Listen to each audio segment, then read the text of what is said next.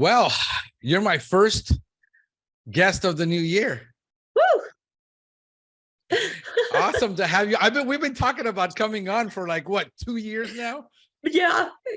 I mean, since we met at the Paul Bello conference, you need to come on the podcast. I know. And it's being like, until I ask, it's like I don't get any requests. So I'm lucky to get anybody on this podcast.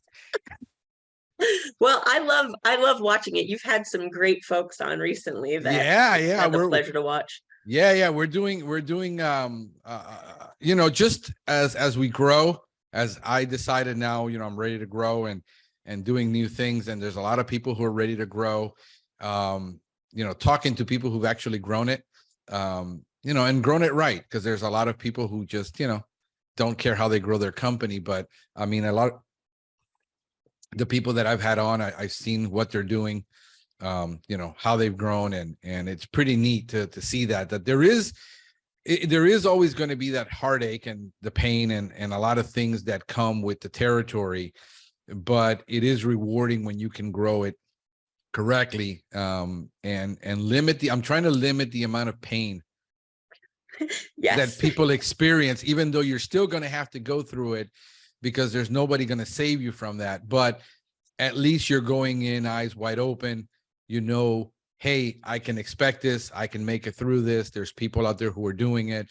Because a lot of the solo operators, they're the ones that are afraid to grow, that don't want to grow. They don't because they don't know what they don't know.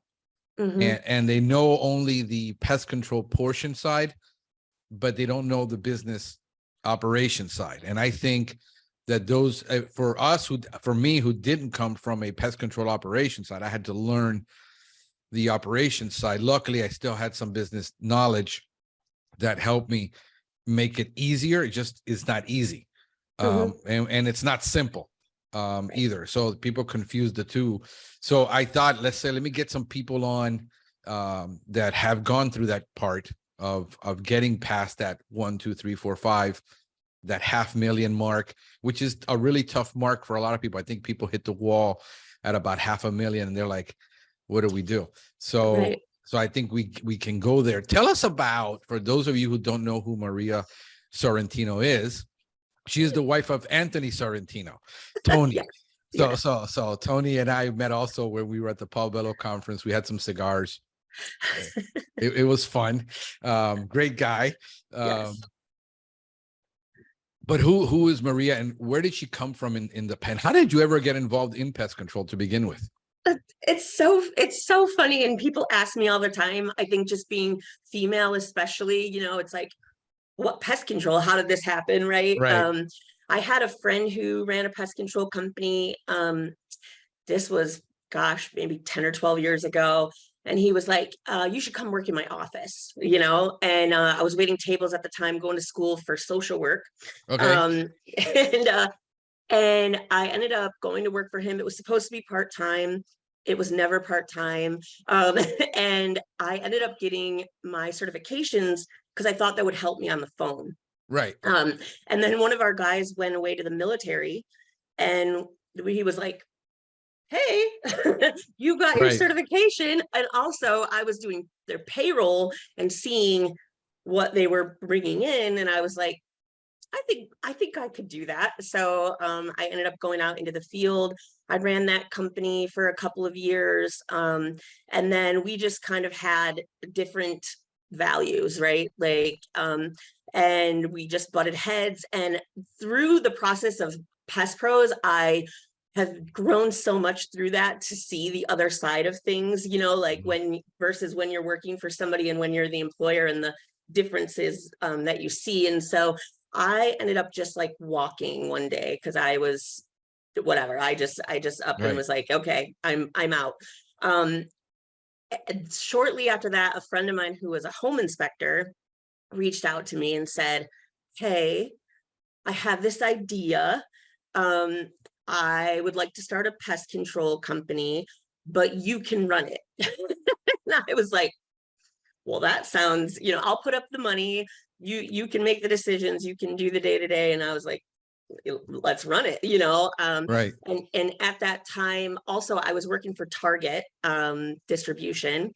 And I had done that in the interim. So the year between me working for the other company and starting this when I worked for Target, I want to give a shout out to my boss, Greg, over there, because he was just like the best boss you could ever have, just like the true definition of a servant leader.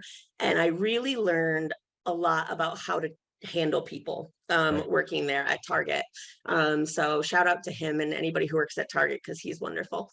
And and then we wrote the business plan for Pest Pros during that time, and launched it. And just like I was telling my business partner on Saturday night, I was telling him, like, this has already exceeded my wildest dreams. Like, honestly, like when we first started Pest Pros, like my like end game was like 2 mil, right? Like I was like, okay, like if we could get there, that would be whatever. And somewhere along the way, I realized that we could do that. So that's kind of how it's come. And I've been in every single position. I was thinking about it this morning when I was getting ready, how I used to listen to you. I mean, this was probably 10 years ago. And it was all about the tech side. And I would listen to you while I was driving my routes. I would listen to your podcast. And like, that's just so crazy to like think about now.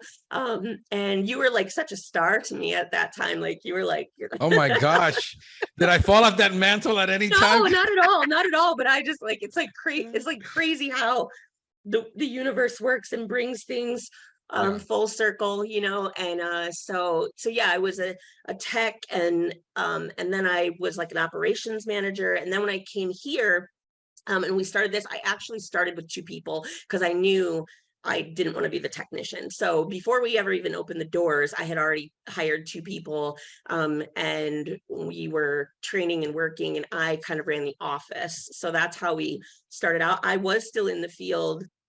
I remember like trying to set a boundary with that and being like, okay, I'm not, no matter what happens, unless it's like an absolute emergency, I am not going into the field, because that was such a hard boundary, because things would happen, or somebody would call in sick, or there would be some whatever, and I would run out, and it was like so chaotic and so crazy for me to try to run the office and answer the phone and be in the field. And it was just nuts. And then I kind of did the same thing with the office. When I brought people onto the office, I kind of did the same thing. I was like, okay, I'm not answering the phone anymore. Like I'm going to kind of separate myself. So I've done every position here. And it's awesome, because now I just kind of get to be the coach and, kind of oversee things and develop people, because that's my true passion. So yeah, that's kind of the story.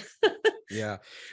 So you started out, you how long were you in pest control before you actually decided I quit and I want to start up? I think it was about 5 years. So you had a lot of, how big was that company? It was just over $500,000. So okay, so about what, 2-3 techs? We actually had more than that. It was probably like 6 techs, something. Really? So that was a really tough market to be in. Yeah.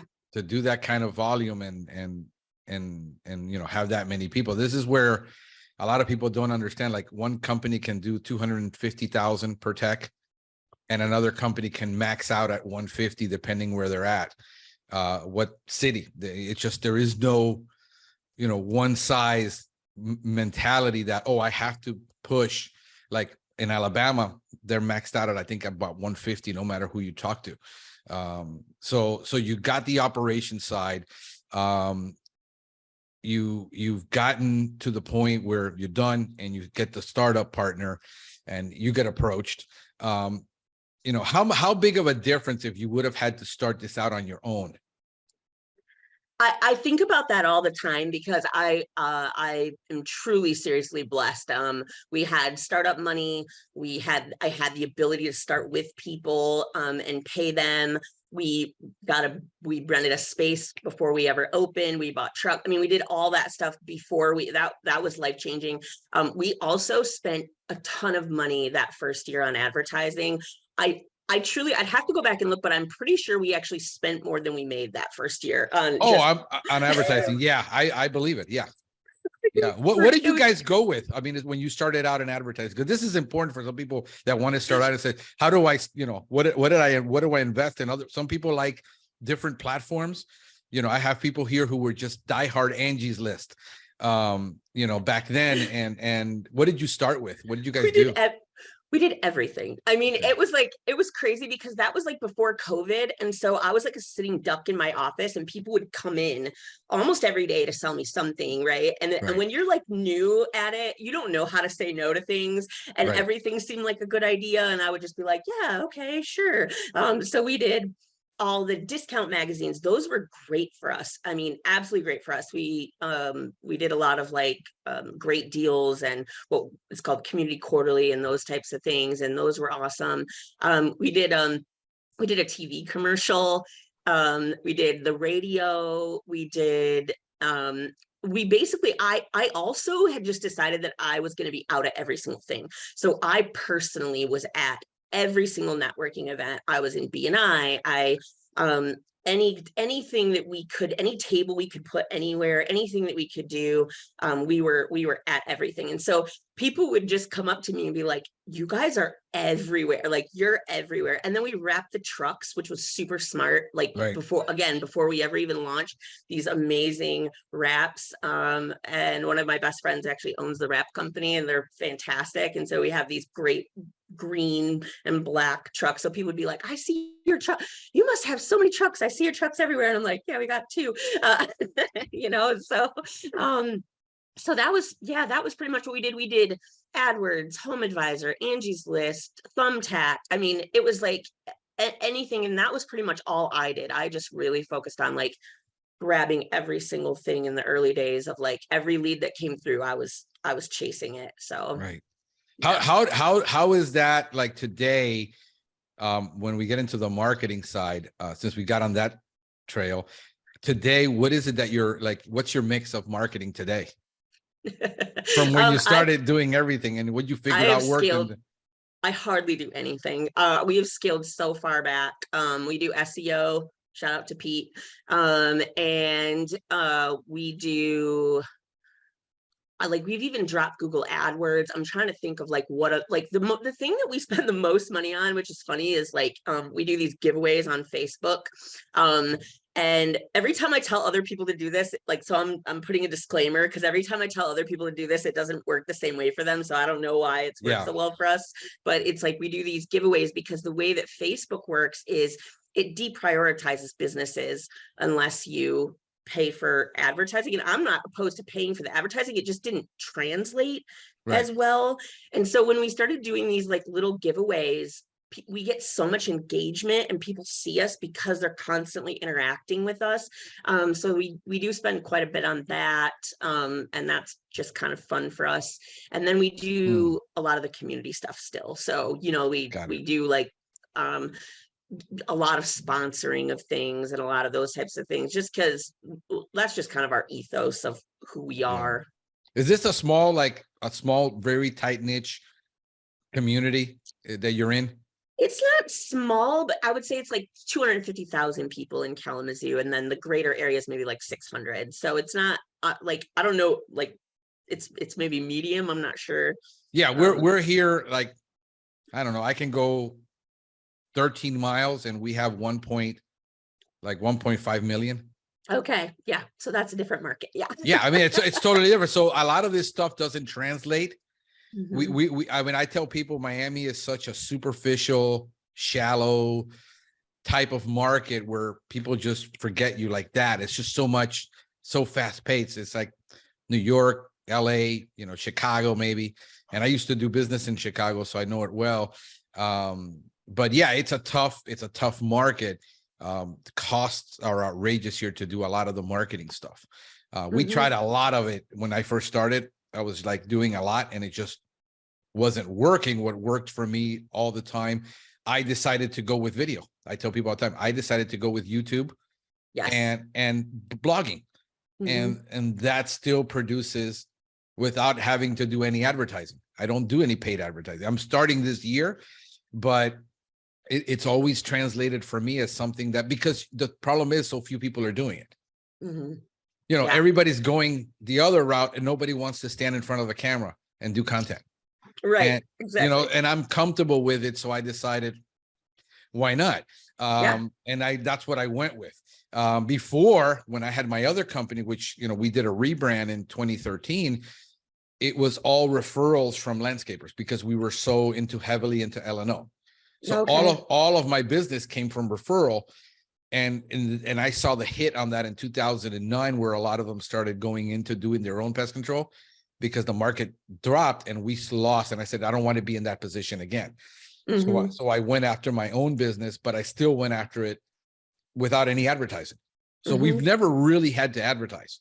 Oh, that's great. And now we're looking at it and it's still, you know, I'm learning AdWords, and we're trying to figure out the mix of words and the campaigns and the testing. And this is months of testing of just every week. Okay, what results did we get and how much did we spend? You know, and can we tweak that? And this is the stuff that the ad agency is supposed to do. But if I hired an ad agency, they would just eat up my ad budget for, you know, $2-3 grand and not do any A/B split testing. That's just the way they are. They just, very few people care. So I have to become, literally my job right now in most things is actually a CMO. I'm focused mostly on marketing than I am on admin, because I hire and I train people to be managers, since I come from a management background, and therefore I don't have to manage them. So they're managing their own routes, they're managing their own schedule, they're managing their own time. I just look at it and say, hey, what happened last week? You know, you missed 3, but let's say, you know, it's like they schedule their own reservices. I don't have to be on top of them. So it gives me that freedom to do it. And it's like I said, it's a different mix of every business based on what that owner brings to the table. Yes. And you have a background in your education is in. I don't have a background. Yeah. You were getting into, you know, you mentioned you were getting into social work. Oh, social work. Yeah. Yeah. So I think there's that nurturing, you know, so you bring that, you know, we bring our own character to the table. And I was just talking to Pete. I don't know if you got to see the podcast with Pete. You know, it wasn't until he was 10 years in that he really thought about culture. Right. And I just think about that all the time because I come from management. I've managed teams of 20 before, you know, so that just my thing of how I lead people. And I rather lead them than manage them. I tell them, if I got to manage you, I can't keep you. I have to lead you. I love this conversation because that's you and I share the same ethos there. And like, I don't really enjoy managing. I really like leading. And it's been so when we started Pest Pros, that was the number one thing for me. It's funny because Seth had posted something recently where he had talked about his business plan, and I went and pulled mine from back at the very beginning and realized, like, yeah, culture's been really important to us also from before we ever even started. It was much more challenging than I expected. I had this utopian, naive idea that, like, if I led this way, then everyone would just follow and it would be wonderful and everybody would just, you know, like whatever. And it didn't quite go that way. And so I had to learn through a lot of pain, frankly, you know, that it's harder than that, and that there's also this whole discipline side and accountability side, and I am blessed with the people that work with us, because they're just wonderful and they handle all that side, and finally, knock on wood, just now I'm actually removed from a lot of the day-to-day and a lot of the management and a lot of that kind of stuff, and that's what I'm the most excited about for 2023, is just actually getting to lead and focus on the vision.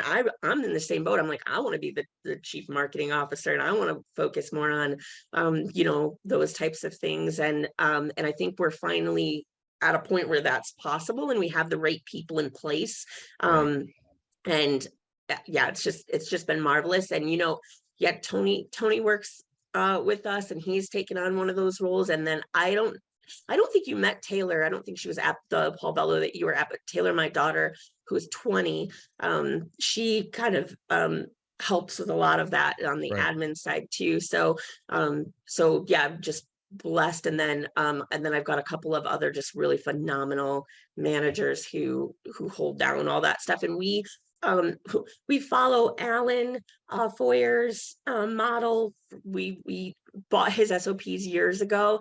And again, I had this utopian idea that if we just put the SOPs in place and whatever, that would. No, I find that SOPs have to be taught on like every week. I just had a video that I did because I'm doing these little videos rather than having, we're so small, rather than having these meetings and taking away their time.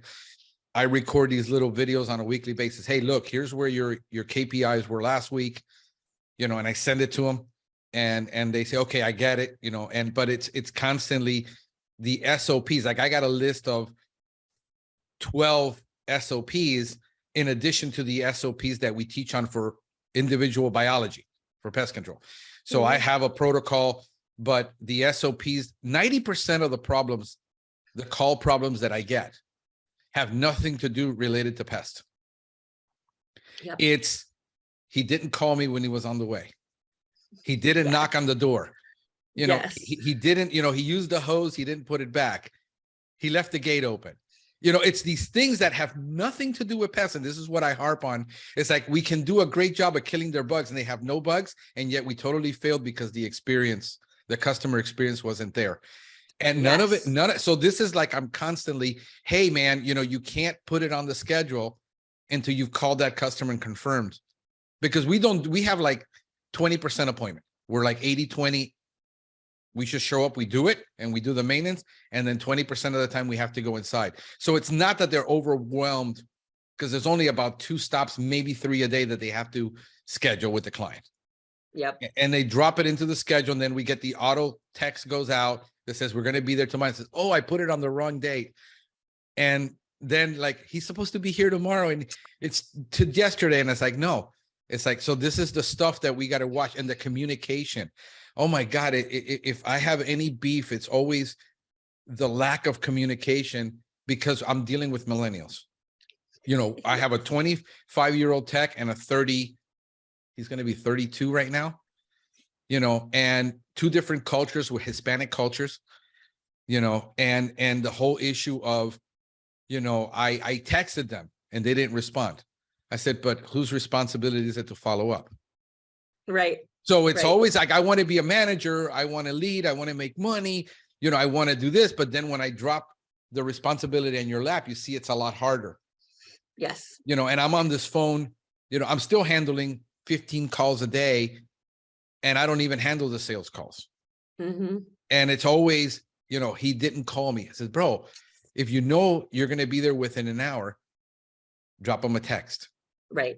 And a lot of it has to do with software, because I wish that Pest Routes had an option where it automatically would send the client when we're going to be on our way, when we're en route, and it would notify them. And then that's the other side of that. Then I'll get 15 calls that says, I don't want to be notified when you're coming. Just come and show up. Exactly. Yeah. I mean, you can't win. It's like, oh my God. But again, it's that whole leadership and management where I am now at the point with them, because they're good. One of them has been with me 3 years. The other one was with me for a year. He came back, and I'm at the point that I don't have to really, these are minute things, but when they do happen, it's like, hey, the customer's upset, give them a call right now. And I let them handle it. I put that back on their lap. I don't make the call and apologize. And no, that's your job to do. And so I hold their feet to the fire. So now it's on Monday mornings for me is KPIs. I get on here. I look at all my reporting. I follow, I do all that, which is, about 3 hours worth of work in the morning, but I get it done Mondays, and I got that out of the way. And then I can focus on the market. Like right now, I'm going to be I'm getting back to doing content, which I hadn't done in 3 years. I'm still reaping from the SEO that I've invested nothing in really in 3 years. Wow. And I'm getting back to writing about daily and producing daily. And, that's 365 pieces of content a year. Wow. And we're using, have you gotten into any AI? Are you guys doing any? Because I know you're doing SEO, but I know Pete is doing your SEO for you. And we've done, I don't know if you got to see that last audit he did for me. Did you Yes, I did. Okay, yeah. So I did so many changes on that, and our numbers just went through the roof, as far as where they were. Yeah. So yeah, that's pretty much where I'm focused on now. Now I'm focused on the growth. I've gotten past, stress is a bear. Look at this. This is in Yes. 2 years. I've gotten this gray from so many things, but it's we were talking about the stress, I think, and before, and the whole issue. I mean, I gained another 18 pounds. Believe it or not, it doesn't look at me, but I said, man, I got on the scale and I said, dang it, I need to get back to working out. Yes, I'm on the same track as you, and like that's the same thing that I've recognized too. I'm like, if we could do it the same thing this year without the stress, without the level of stress, that would be amazing. This year, 2022 was much better. We had launched wildlife in 2021. Thanks, Matt Eichmann, who told me that, it's no big deal, and you can totally do it, and so that was incredibly stressful.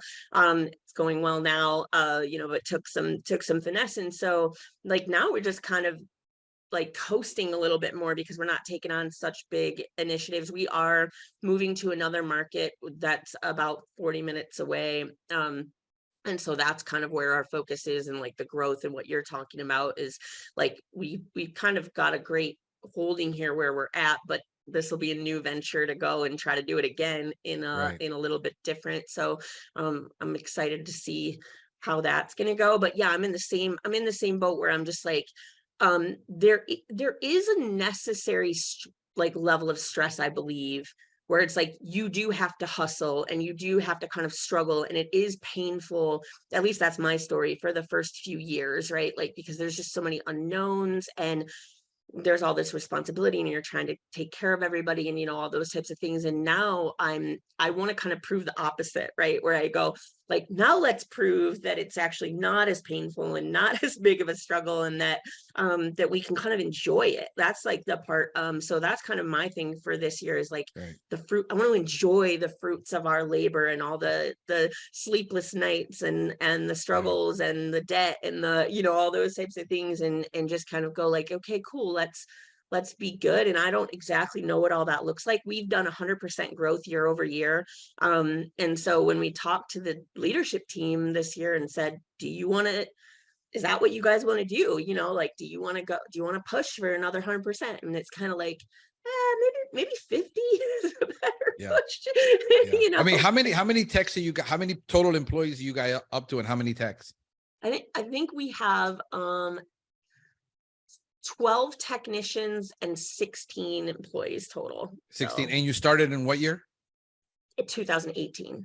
2018. So we're at 4 going into 5 years of that. That's no.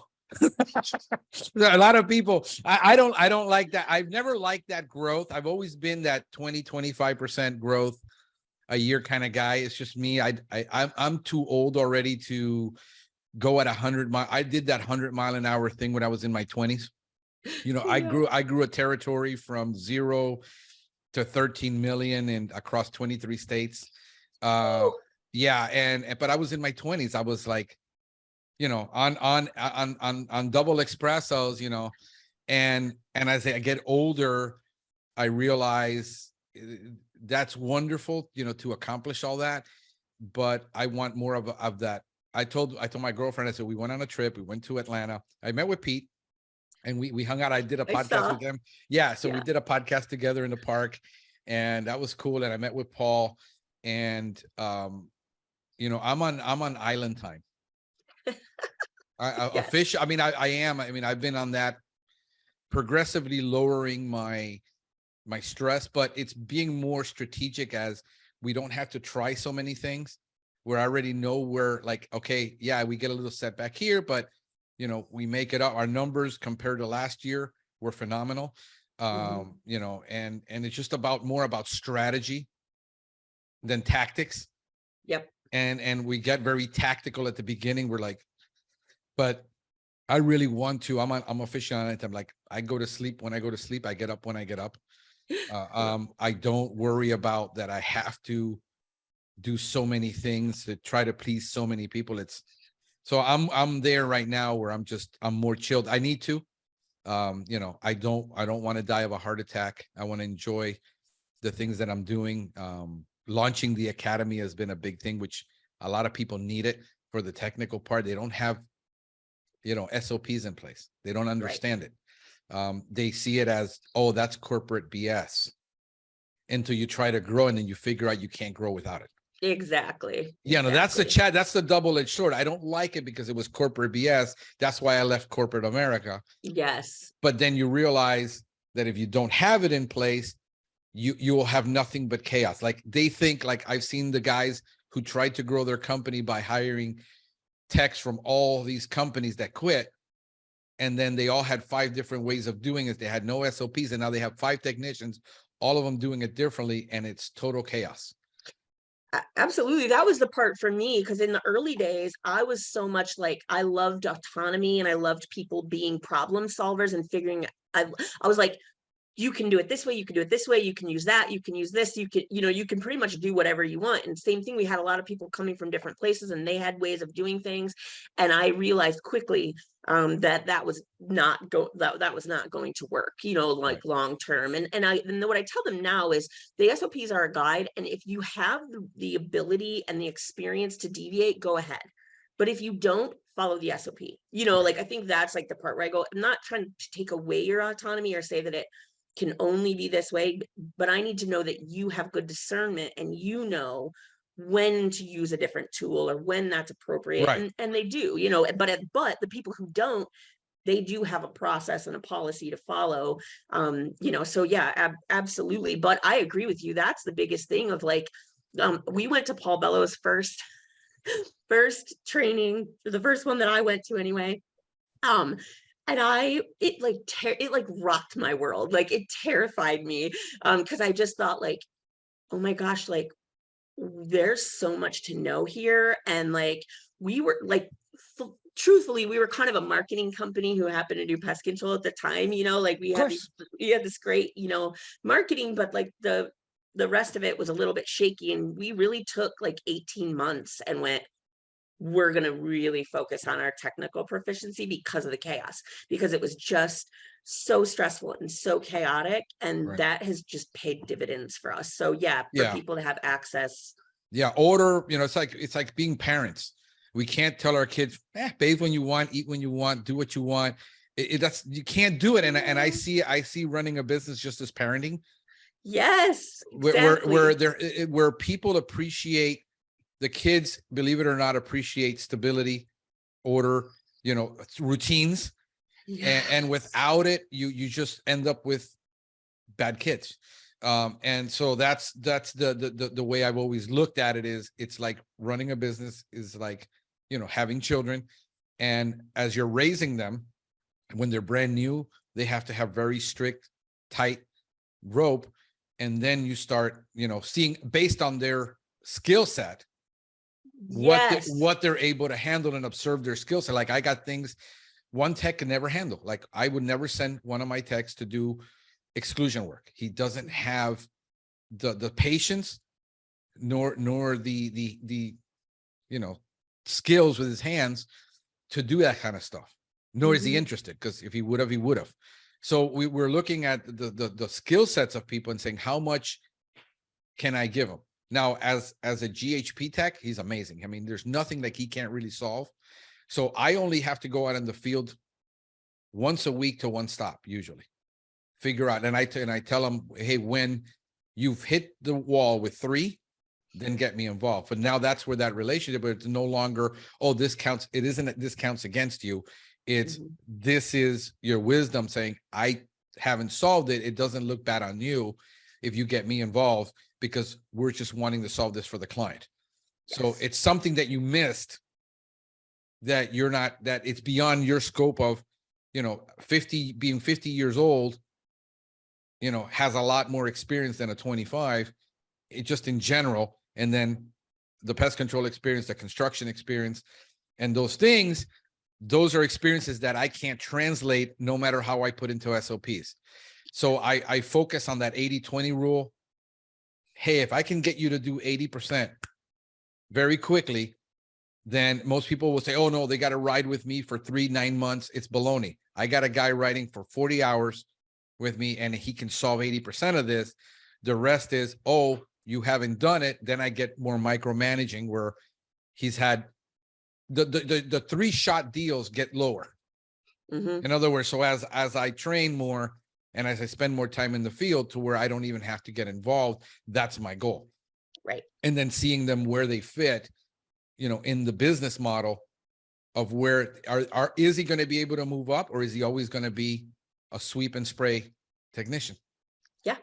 Well, and we use this, I don't know if you're familiar with the situational leadership model, but that's what we use. And so it's like the D1 to D4. And so that's kind of how we like to play it too, where we go, where are you? So we know where you are, and we don't put you into situations like that, right? Because in the early days, you were just like, go figure it out. You'll figure it out, like sink or swim things. Right, exactly. And so now we're much more like, okay, we're not going to put people in those situations. We know who can do those types of things. And yes, like the thing that I'm really focused on right now is like putting people in their strengths, because each person has such specific and individualized strengths, and to give them like a cookie cutter, you need to be able to do all of this, just not realistic, and so yeah, like, and also, what do they enjoy? Because I found like if they enjoy doing it, it's going to come out so much better, and it's based on those skills that are just innate that people have. Like some people are more artistic, some people are more conversational. It just depends. Like I've always been a fan of having teams, and because I come from IT, from a different mentality, but it translates. So what I did is, okay, can I get a level 1 tech and then send in a level 2 tech to do starts, because he's more, he can close more business, he can upsell where the other techs can't. And I've always been into that model, but that's been me. That's just been me doing that. I go in, I sell the big accounts because I know I can't send one of my techs to close that. Right. I'm teaching one of them to become a very good salesperson now. He's doing really good. So but at the beginning, people want the mistake that techs make is, I've been in it 25 years, 15 years. I know how to sell. I know how to close. I know how to do this. I know how to do everything. And what I want is another guy that can do just what I do. And that will never happen. You got to get that out. That's the thing that I keep telling you, get that out of your head, because that's not going to happen. Right. I just had one that was just saying, oh, this year I'm going to get somebody that's just like me. I said, he'll run your company. Right. They'll be able to go do it himself. Right. Yeah. Yeah. And I think that, well, it just went. That's okay. We'll get it back. So you're at what point did you realize in this whole process that it was chaotic when you were just hiring people? And because you have already some experience, I guess, hiring some people from the previous, but at what point did you understand I need an onboarding program and I need a hiring process? What was that like, and how long did that take you? I understood that from the very beginning. I still to this day, I can't tell you that it's well defined or that it's 100%. But I've always kind of known. I'm kind of a systems person, a processes person. So that's kind of where I thrive anyway. And I think so for us, we made all the mistakes, right? And so we grew super fast, spent tons of money on marketing, didn't focus on the actual pest control heavily until, about halfway through. And we also hired relationally. So like most of the folks that work here are relational hires. And so they're related to each other and those types of things. And there was a level of chaos with that, that just, proximity and familiarity and that type of stuff. And so that was a lot of the chaos that we realized that we needed good systems and structures in, because up until that point, I think we had just relied on this trust and loyalty thing that we had with each other. And we had, in the early days, when you're smaller, you can have great communication because you can talk about every single job. And so, you know, in the early days, like I would be on the phone with them, telling them, here, do this, do that, you know, like that kind of stuff. And, or they would call me and say, hey, what do I do? You know, what, and then there just became a point where I think we had hired 6 people at the same time, and they were all green. And I just had this realization of like, I can't teach 6 people at the same time. Like, that's just, I can't take 6 phone calls at the same time. And so I think that was the thing. And then I had like reached out under duress, you know, onto the forums, like, what do I do? I don't even remember the question. And because that's what I used to do. I just used to be like, help me, somebody help me, you know, what do we do here? And so Alan had responded and sent me his phone number and was like, call me. And so I spent like an hour on the phone with him, and that was really like life-changing. Like that like it was just like so crazy that like someone would offer to help you, invest their time, give you a path. And so I think that that's where it started. And then there was like, I think a year or 2 had gone by. We had already implemented the SOPs.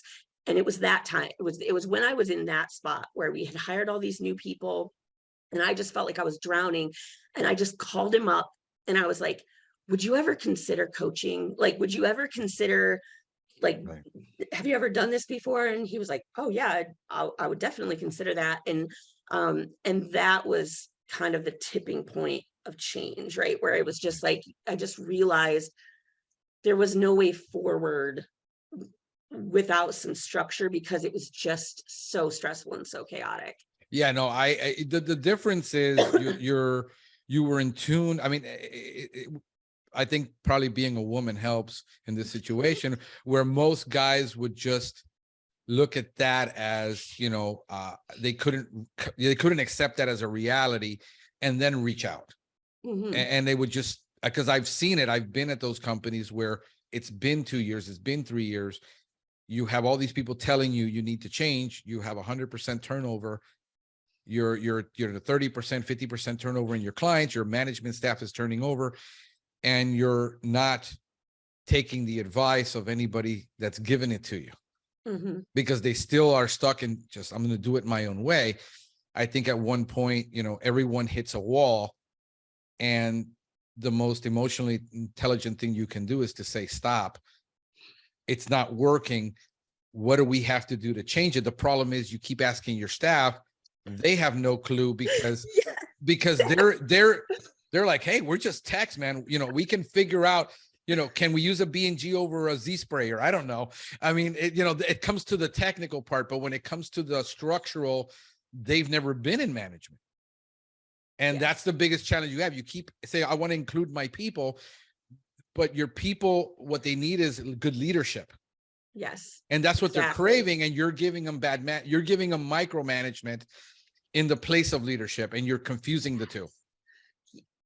Yes, exactly. And that's the part that I really recognize is, not only do I need development and support, they also need development and support. Right. And so that was kind of the tipping point of like, all right, what does that look like? What does it look like to develop people? Even though it's a passion of mine, I love personal development.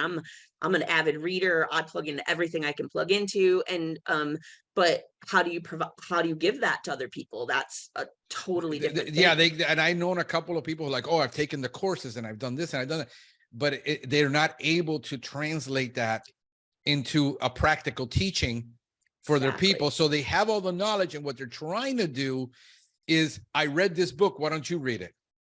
Yes, exactly. And the people won't read the book. Yes. Because it's like, I don't get it. Yes, you know, why are you asking me to read this book? I'm not going to be a manager. I'm not going to do this. I don't want to be a corporate titan. You know, it does. So what we got to do is take those nuggets, and how do we, like, on a weekly basis? And then there's the other end of the spectrum, the guy who reads every book, and every week is a new program. We're going to try this now because the last book I read didn't work. So his people are like, what book is he reading this week? And what can we expect next week when he comes back? Yeah, I may have Yeah, that may have been me as well.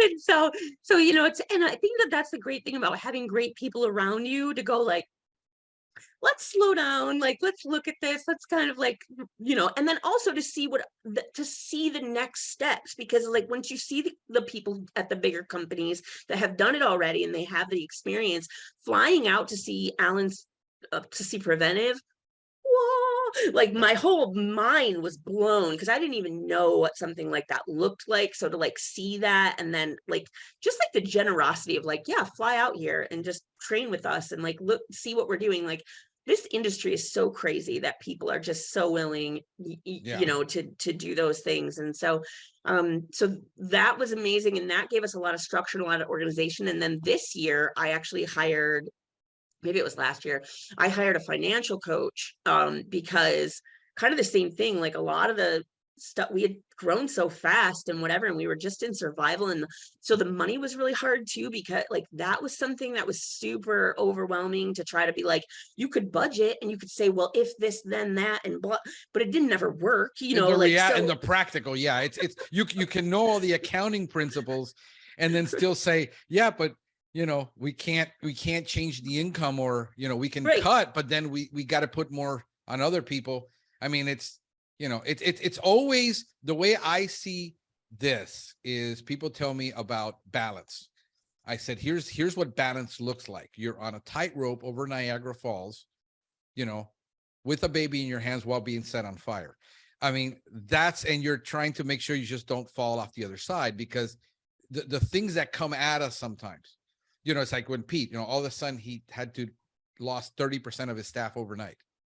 Some he fired, some quit, you know, and that's when he was chaotic and he figured out, you know, we needed to change. And you know, he's smarter than the average bear. You know, so it's the rest of us, what we hope for, except the fact that we are listening to what other people are really saying. The problem is here's what the biggest complaint with when the private conversations is, that there's so many of these guys like me. I've got 4,000 friends, and I say about 400 of these guys, then they're about 10% are nothing more than marketers trying to sell their next program. Right. And it's nothing more than regurgitated junk. Right. Not from a real operational side of somebody who really has run a business, but he just decides, I'm going to put this coaching program together. And then and then everybody says, I don't know who to trust. True. Because so that's why I'm really selective of who I have on, because I've had people in the past that are like, hey, you know, they got a product. We know the product is, you know, it's borderline, but it might work for somebody. So I don't judge. I let the market deal with that. When it comes to the advice, I got certain people that I don't want to bring on, because they're going to go down that, if you just buy my program. You know, I was in Amway by the time I was 19. Right. I've been to the motivational seminars. Right. You know, I was listening to Zig Ziglar and Tony Robbins when I was, you know, 18. Yep. It doesn't help you, because 99% of the things you're never going to implement, because there's no strategy until you buy the program. And so what I want people to have is, you know, stop selling the ideal. Because a lot of people are just selling the ideal. And the problem is the ideal works when you're young and stupid. Yeah. And I fell for it a few times early on, especially where I would bring people in, and I realized quickly that like I was the guinea pig and that they were guinea pigging their stuff, you know, like where I'm like, if I'm gonna just guinea pig stuff, I'll do it. I don't need to pay you to guinea. I've gotten this far guinea pigging. I can do that, you know? Yeah. So I think that, and then also this is what I've learned about coaches. The ones who really know their stuff, you won't hear from them very much, right? Like they're the ones who are humble enough, and you don't really like, so it's like interesting when I look at all my coaches and I think like, they're not the ones who are out there marketing. They're not the ones who are out there protesting how great they are, what they can do. They're, you know, like, and so there's something about just being the real deal in that. And then also too, what Alan always calls wise counsel, right? He's like, you need wise counsel. And so I have multiple people. And so it's like, because each one of them has different strengths and Yeah. affinities and different things too. Not that they're all not great, and they probably could all speak to all those things, but you know, it's like if you really, and then watching who bears fruit, because that's like the other part for me, is to just say like, what does your life look like? How are you living? How are you interacting with people? Yeah. Because, and like, I'm a faith person, so all the people tend to be through faith, and right. And so it's like, I just feel like God loves me so much, Franklin. Like, Yeah. he loves me so much. And he brings me these just amazing people. And like half the time I just want to pinch myself and just be like, how do I get to talk to these people? Like, I talk to industry people probably at least once a day, and I'm just like, you know, like, it's amazing to me, like, how intelligent these people are, how generous they are, how wonderful they are. um and the fact that we get to interact with them is just, oh man, you Yeah, know. yeah, no, that's the same thing. I mean, when you were talking about wise counsel and all this, and you're, bearing fruit, I mean, that just brings back, by wise counsel, you will wage war. If you need good counselors around you, and then that's the whole thing where people confuse when it comes to fruit activity with fruit and doing, and it's not how much Yes, you're doing. It's yes, so when I look at like a Pete, we were talking last week about his values. These are all values based on character, not based on how good you are at something.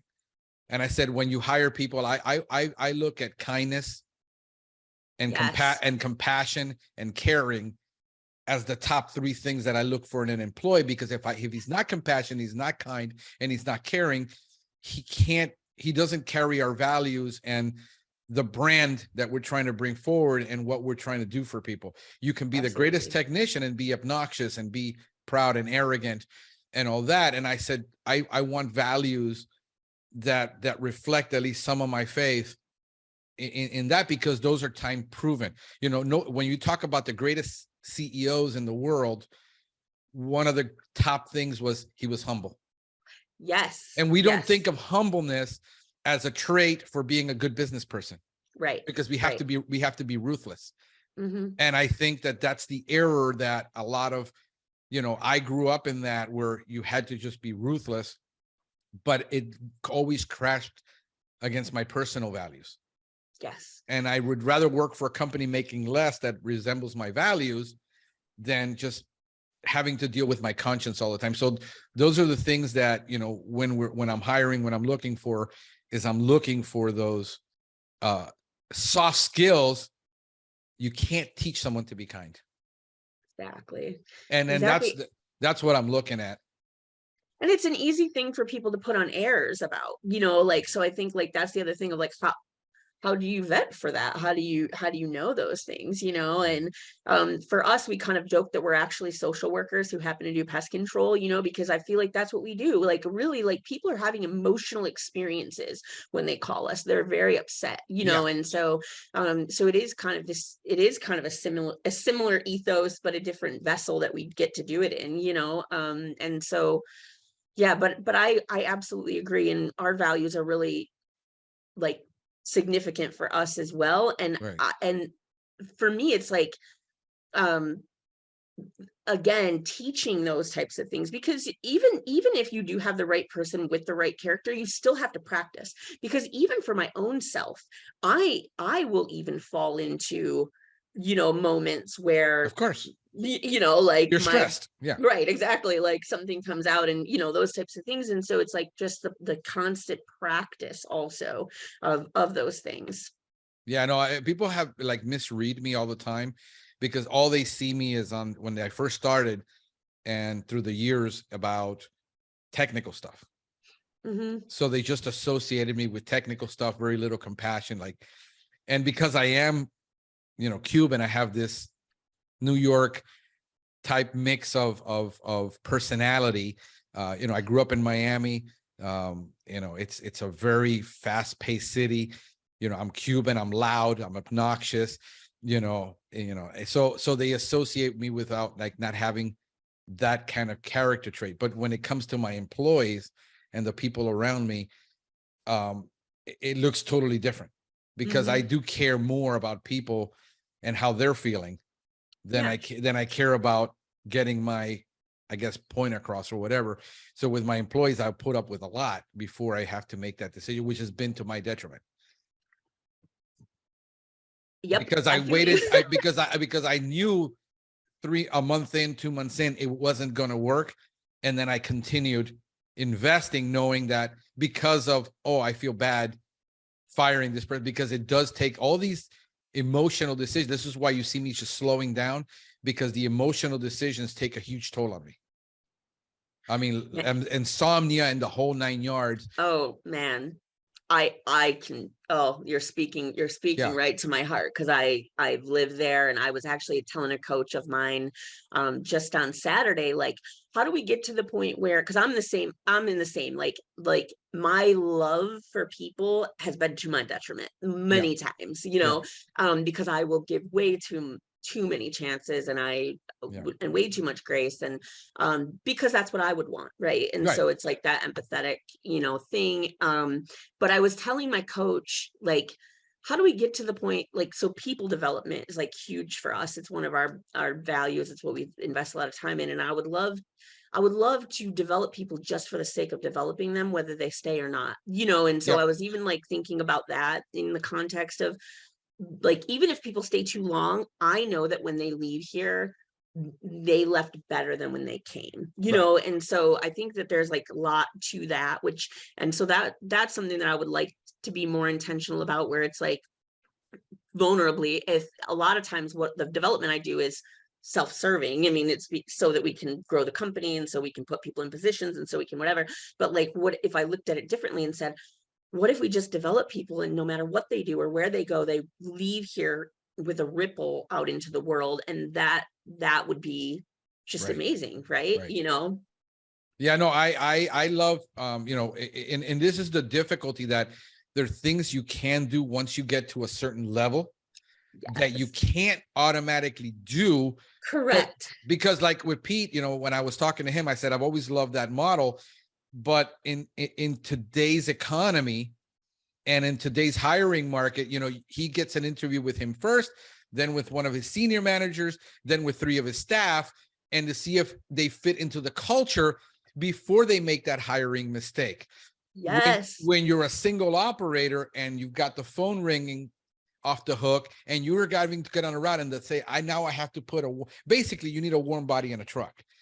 And you overlook all of that, and you said, and then you have to observe him after you hired him to see if he's going to fit with you. And then you got the difficult decision of having to fire and starting all over again.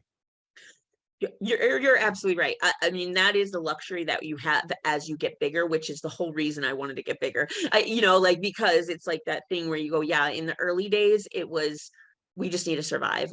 I just need you to go out and work, and I need you to do X amount of dollars, and I need it to be this, and I need it to be that. And, and so, it does change, over time, as things change, you do get to be a little bit more, choosy, I guess. And that is so this way you avoid a lot of the pain on the rear and on the rear end, or in the back end, where you can say, okay, now I can hire. But it always, and if the person is such in a hurry to get hired that I lose him, you can't have it both ways. You can't say, let's hire quickly, because I know companies that do that. They'll hire quickly, they'll put you through the process, they'll give you 40 hours, and then after that they boot you. They just, and here's 2 weeks of severance, just so it hurts less. I mean, that's a strategy. I mean, I think Zappos, and there are a lot of, they'll ask the employee after 40 hours, do you want to stay? You want to go? Yes. And I will give you $2,000 to quit. Yep. And then if they quit, they knew they were never the right person, and they're better off knowing it now than later. I mean, there's just a lot of things that as operators, we're never taught, and it doesn't register. And especially when you're having to make a lot of decisions, you're under pressure, you're usually making wrong decisions. Yes. It also, like, we're much more attractive today. So like something that I was going to touch on earlier is, like, in those early days, we paid a living wage, right? We didn't have any benefits. We didn't have any of this. We didn't have, And we've worked very hard over the last 5 years to have benefits and have like all these perks and all these things. And so like, I guess the confidence that that gives me today is like, this is an attractive career path now. You know what I Right. mean? Whereas like before it was me promising something, like if you stick with us, like I promise it'll pay off for you, you know, like, Right. and I really believe that, you know, but today I'm like, oh no, like this is an awesome opportunity for the right person. And so I think that's the other part of it too, is that like, I really want people who see it that way. I really don't want people who only see this as a job and just Right. come for the paycheck. Like this is so much more than that. And so I think that that is an awesome thing too, because I'm hoping, and it has actually been proven, we're much more attractive to Of people. So course. it's Yeah. not like I'm out like stealing other people's staff or anything like that. It's just that we're just trying to create something that's so exceptional that if you're the right person and you have the right values, you're going to love this. You're going to Right. want to come here because it's so attractive. And that's kind of what I'm trying to do with even hiring and all that stuff, is just be so exceptional that like people are like, oh yeah, I want to, that's what I want to be doing. I want to be working with those guys, you know? Yeah. No, and a lot of the times the things that we look like, the things that I've wanted to do have always been in my business plan. Yes. This is the company I want to be. This is what I want to offer. But getting from here to there, Yes. a lot of people don't have either the vision because they haven't communicated the vision correctly as an owner. The people won't grab that vision. You have the wrong person, or the person is so impatient, they don't want to wait 5, 6, Yes. 7 years until your Yes. business develops to see that promise, because they've also been sold the bill of goods before, where if you do the work, if you do this, you'll move up, and then it didn't manifest itself. And I think so many younger people have been watching that and observed that, Totally. and they're like, yeah, you know, you're full of it because it isn't happening. But if they see you working at it, where, hey, this is, you know, like with me, Yes. I mean, I chose to give really high salaries and be more than the competition because I don't have the benefits. Yep. But where are you going to quit at your age to go? I mean, I got one that's studying, finishing up his bachelor's. He makes more money with me now than he's going to make his first 4 or 5 years in that industry. Right. And until he gets his MBA, you know, his master's. Right. So again, it's like I create kind of like a golden handcuff through that.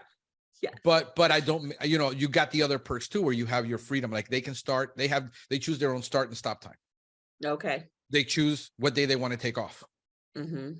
But at the end of the month, the numbers got to be there. Yeah. So I hold you accountable. I give you the freedom to not feel, oh, if I need to leave early, like, you know, oh, I need to go pick up my wife, I'm going to be gone for 2 hours, and then he'll jump back on and go finish. I don't have to know about it. See, that's amazing. And that's the part that we've just started in the last year trying to figure that out. Back to something you said originally in the first one was that's the part of like, what is possible? Like, is it 150 a year? Is it 250 a year? Like what should you do a day? What should you do a month? And then that's my goal, is for people to understand what they need to do, and then I don't have to manage it, right? Like where it's like you've been given all the information, you know what you're supposed to be doing, you can then self-manage and self-regulate, and I'll just give you what that is. And we're still in the process of figuring those things out, because that's kind of the thing of like, you don't want to be that guy who's always only harping on the numbers, you know what I mean? But like at the same time, it is real. So it's like the thing, and the other part too is like, well, this is what I've been working on too, is like, what do you want? Because like there's a lot of trade-off. Like if you want more PTO, you can trade something for, like, it just can't come out of thin air. Right. And so I think that that's the part for me of even like looking at what's important to each individual person.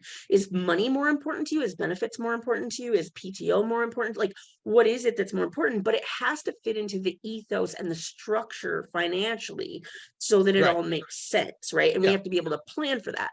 And so that was a lot of the conversation that we were having with our leadership team this year, is to go, like, some of the wildlife team, they like those big Silverados, right? Like they like they're the big trucks, and they have all these accessories, and they have all this equipment, and they have all this stuff. And I'm like, you can totally have that, but then that comes with this number. So you have to do this number in order you know, like, so Yes. those are the things that we're learning. And I'm trying to like coach and teach them to go, I don't want to make that decision for you. I don't want to make the decision that you have to work 12-hour days, or that you have to work 6 days a week, or that you have to work whatever. But like, all of this stuff has to align. And so we were actually kind of joking like a month ago, like, what if you had like a little laminated sheet that where you're like, do you want package A, package B, or package C? Because that's real life. Like, which would you like, you know, Yeah. and we will act accordingly based on what you pick, right? Yeah. Like, how cool would that be? A lot of people, you know, when we talk about fairness, and that's another issue that, you know, how is fairness perceived? You know, he gets to do this, but I don't. Mhm. You know, so it has to be that, okay, he gets to do this because that's the deal we cut.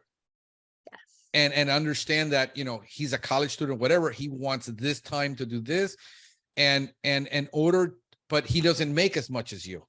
Right. I think when we come, and again, we got the issues of how much can we share without violating any laws, and how to, because people want transparency, but we can't by law be totally transparent in a lot of things, because then there's liabilities that Right. bite us in the butt. So what I'm trying to do is, since I learned early on, I mean, I'm going back to, I was fortunate that I worked for really good managers when I started out in my life.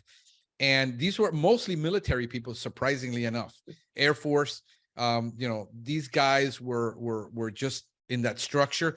And I needed that structure in my life because I have massive ADD. Mhm. So to me, that was beautiful. And, you know, they taught me, I understood how to read a P&L, you know, by the time I was 19. Mhm. So me being transparent with them about, this is what the numbers look like in the business, to run the business, to be able to pay for everything everybody wants. Right. Exactly. And then, so how, you know, so I can be transparent and say, look, in order for you to get this, you know, this is what you need to do. I need, you know, we have our pricing set high, so they don't have to do too much. So if you're doing 11 to 14 stops a day, you're going to make $1,200-$1,300 a week. Mhm. You know, Yep. that's where we're at. So what it is that you're wanting is going to depend upon, here's the numbers. I need a minimum of a 50% profit. I'm Yep. teaching them how to be managers, because the way I teach them is, this is your store. Because I was a store Yes. manager. So again, you mentioned something, that we're a social work that does pest control. I look at Yes. myself as a ministry that does pest control, because I was a minister for so long. Yes.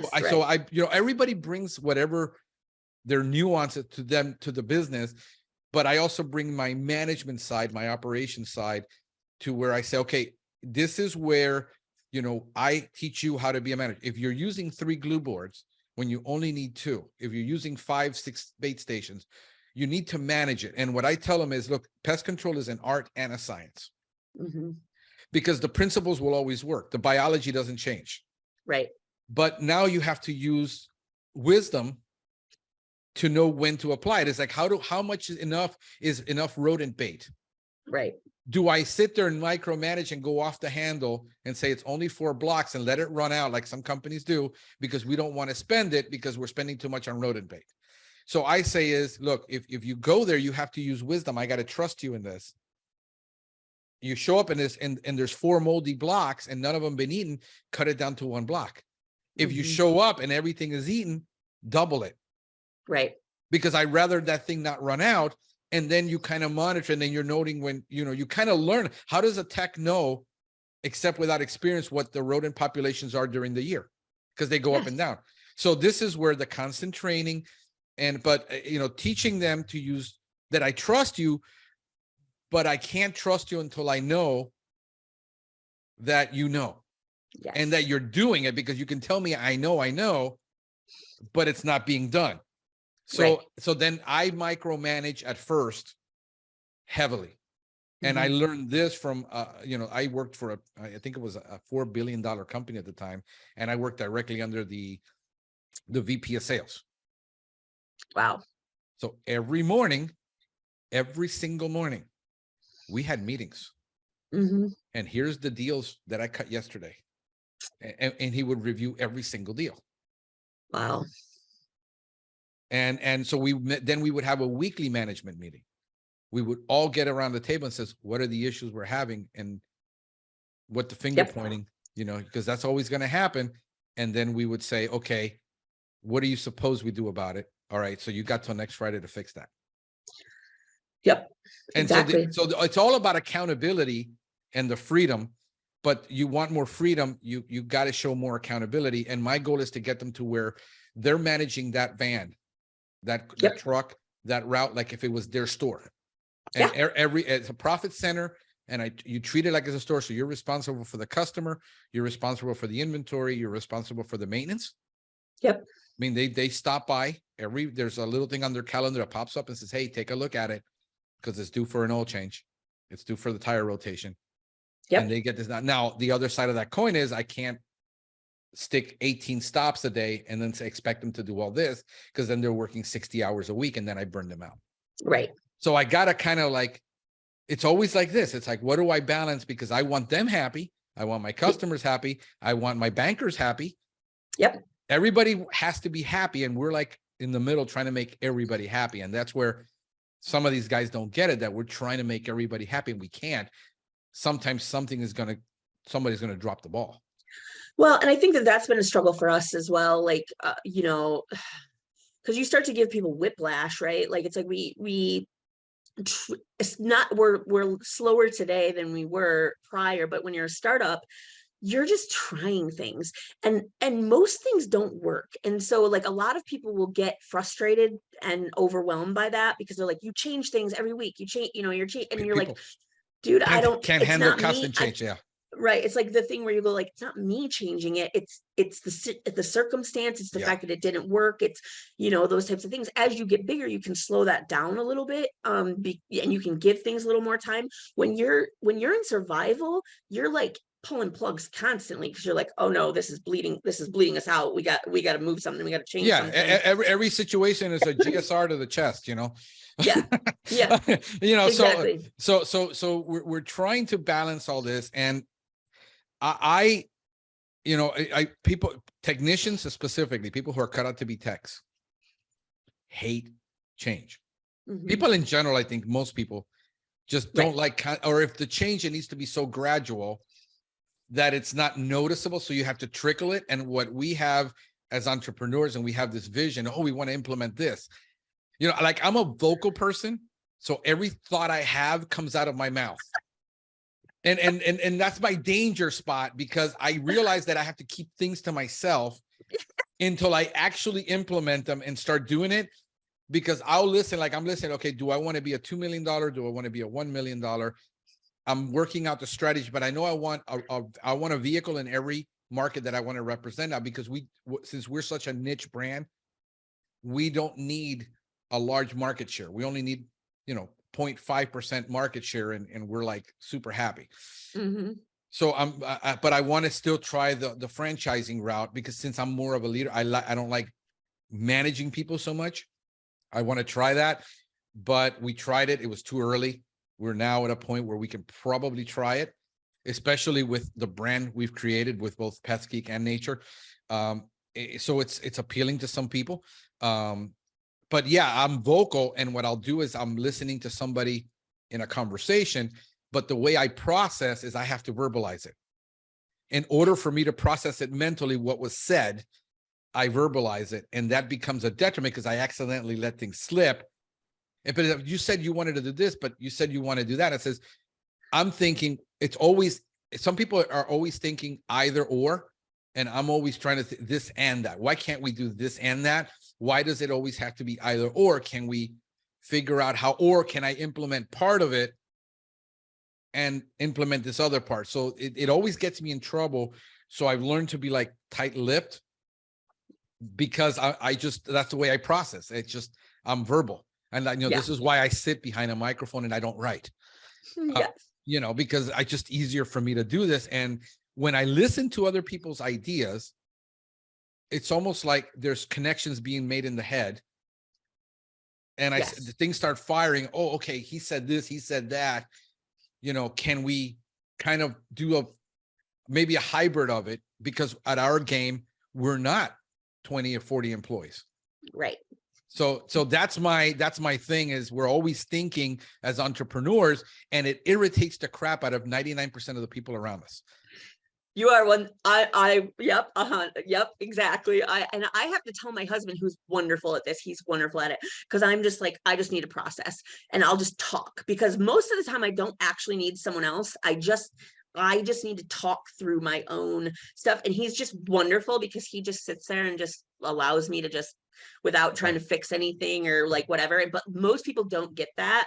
And so a lot of times when I'm talking, I've had to like learn this, like, people think you want their advice. I don't. I actually just want to talk it through. And so like, yes, even just saying that, like, I just need to talk this through. Or I have like 3 people in my life that I just know that, like, if I need to process something, that I just call them and like let myself, whatever. Right. And Alan would always say that to me too. He'd be like, when you're thinking by talking, you have to like actually put that out and go, I am just talking here. This is not an implication of like what we're going to do.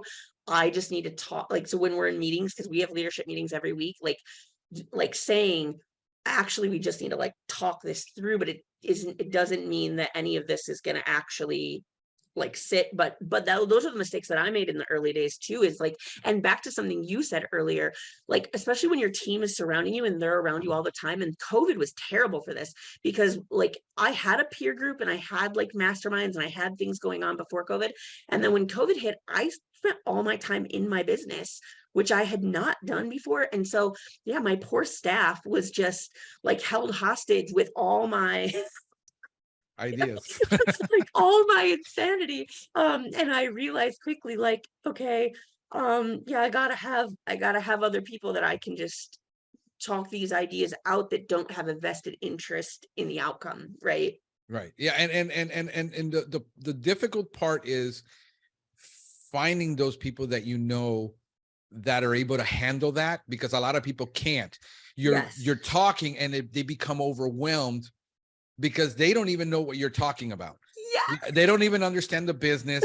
They don't understand what, they're working 9 to 5, and well, why don't you just sit down and do a plan A, plan B, and plan C? I said, I've been taking time management courses since, I remember reading the 1 Minute Manager, and it was like 30 years ago. Saying you want to strategize and have these goals, a lot of the time the goal, when you start chipping away at it, it's just a lot bigger than what you're able to publish. And so I'd rather go for some fast gains. Yes. And then just take the easy wins and then work on this over time. It doesn't mean I've, like with the Pestgeek Academy, it's been 2 years. Yeah. But people don't understand. I was just having a conversation with Paul. Paul's watching us.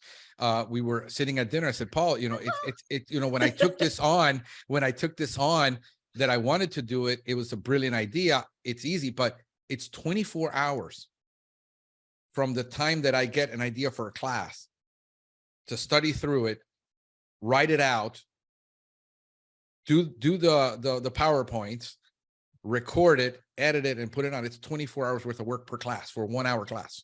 Wow. Yeah. And I totally see that. So we don't see how long it actually takes to do it. And then I said, okay, I want to do it. So now I developed probably 24 classes so far, at 24 hours, that's a year's worth of work just in hours. Yeah. So for when I say I want to do something, everybody thinks, oh, you're not doing it. I got 2 more to record, and I'm planning to do it this week so I can launch. Plus now I got to get it registered in the state. Right. And getting that registered in the state is a whole nother piece of work, because I got to customize it for them, and I got to make 2 versions of it. I got to make 1 version for non-CEU and 1 version for, so all these ideas that I have, I use Asana for my project management.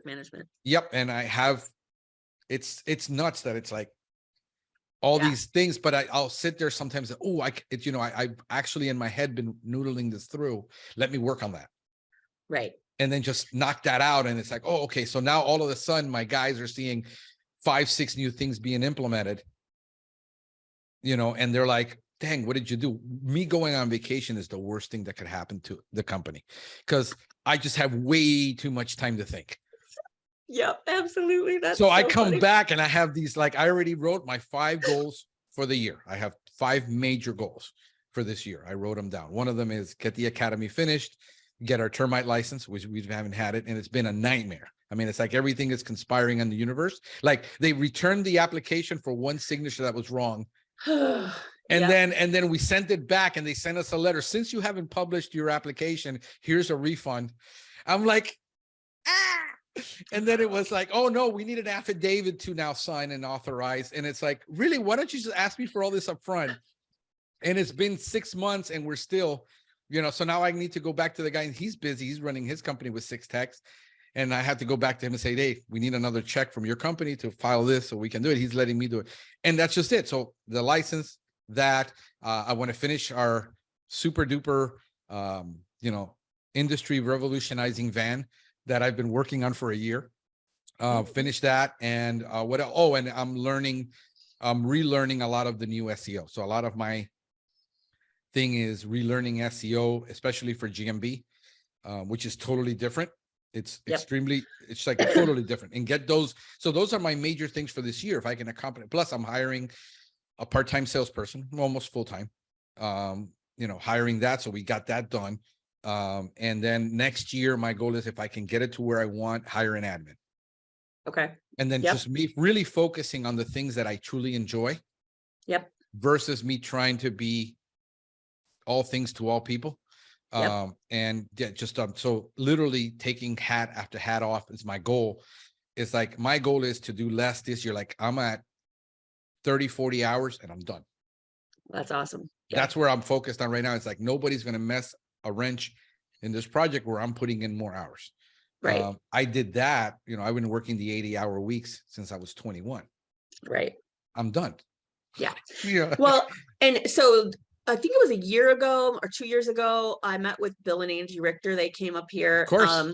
And they do a trip a month, right? And like, when they were telling me about this, and I was seeing what they were doing, because they go see other pest control companies, which I just think that's what I'm really, going to be doing this year. That's what I plan to do. Love it.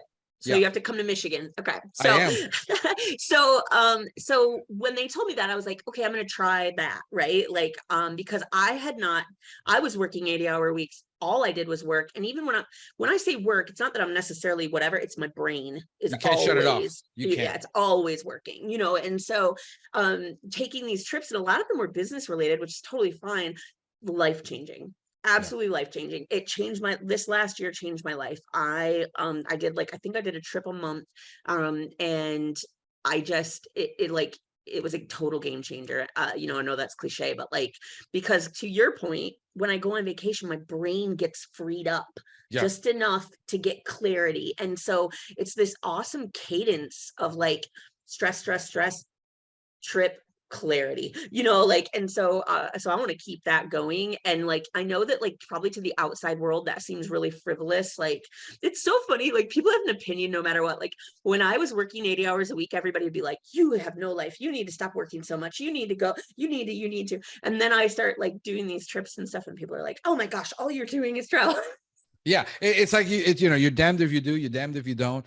It doesn't matter. No, I seen what you've been doing. I said, oh man, she's at this event, she's at that event. I said, that's awesome that she's getting to, constant, because one of the biggest things that pest control people do, and business owners, I mean, just in general, even I see this with pastors, they become an island unto themselves. Yes. And they get insulated in this bubble, and nobody challenges them. Yes. And nobody pushes them, and nobody says you're doing this wrong.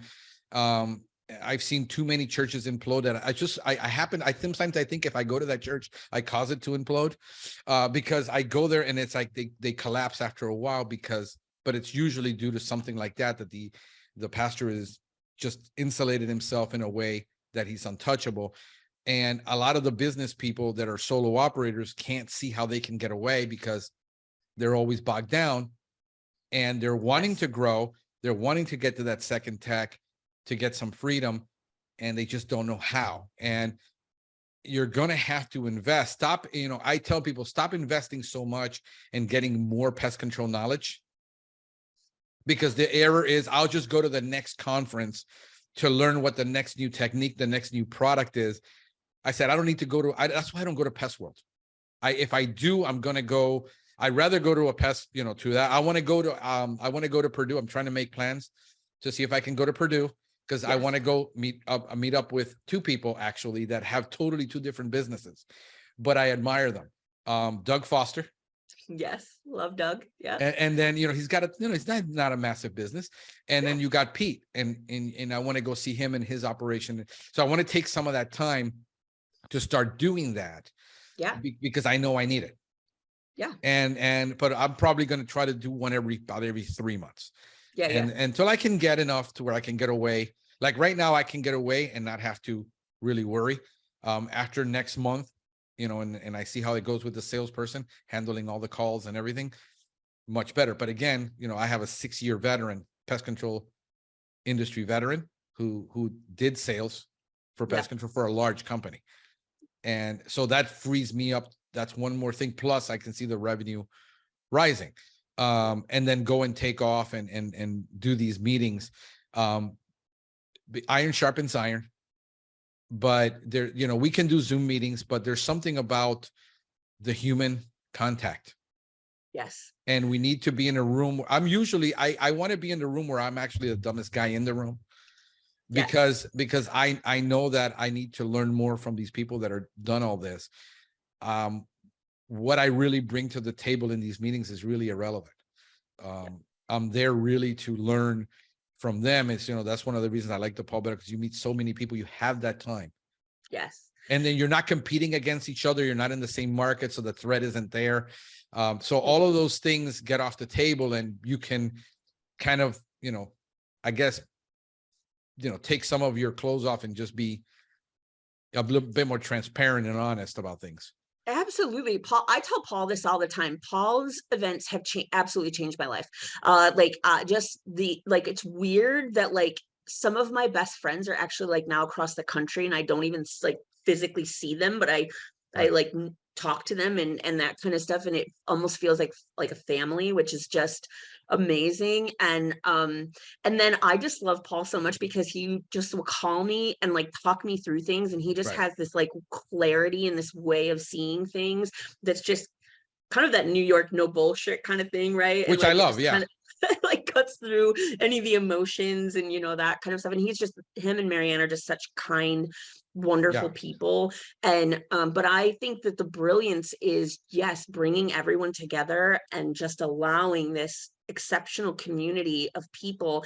And until I went to that, I didn't know really that there were even other people like me out there, and so it's been life-changing for sure. Yeah, we tend to, and then the conversations are usually on social media, we got on the Facebook, they're really, snippets, the sound bites. People read too much in the sound bites. They get too emotional, too personal.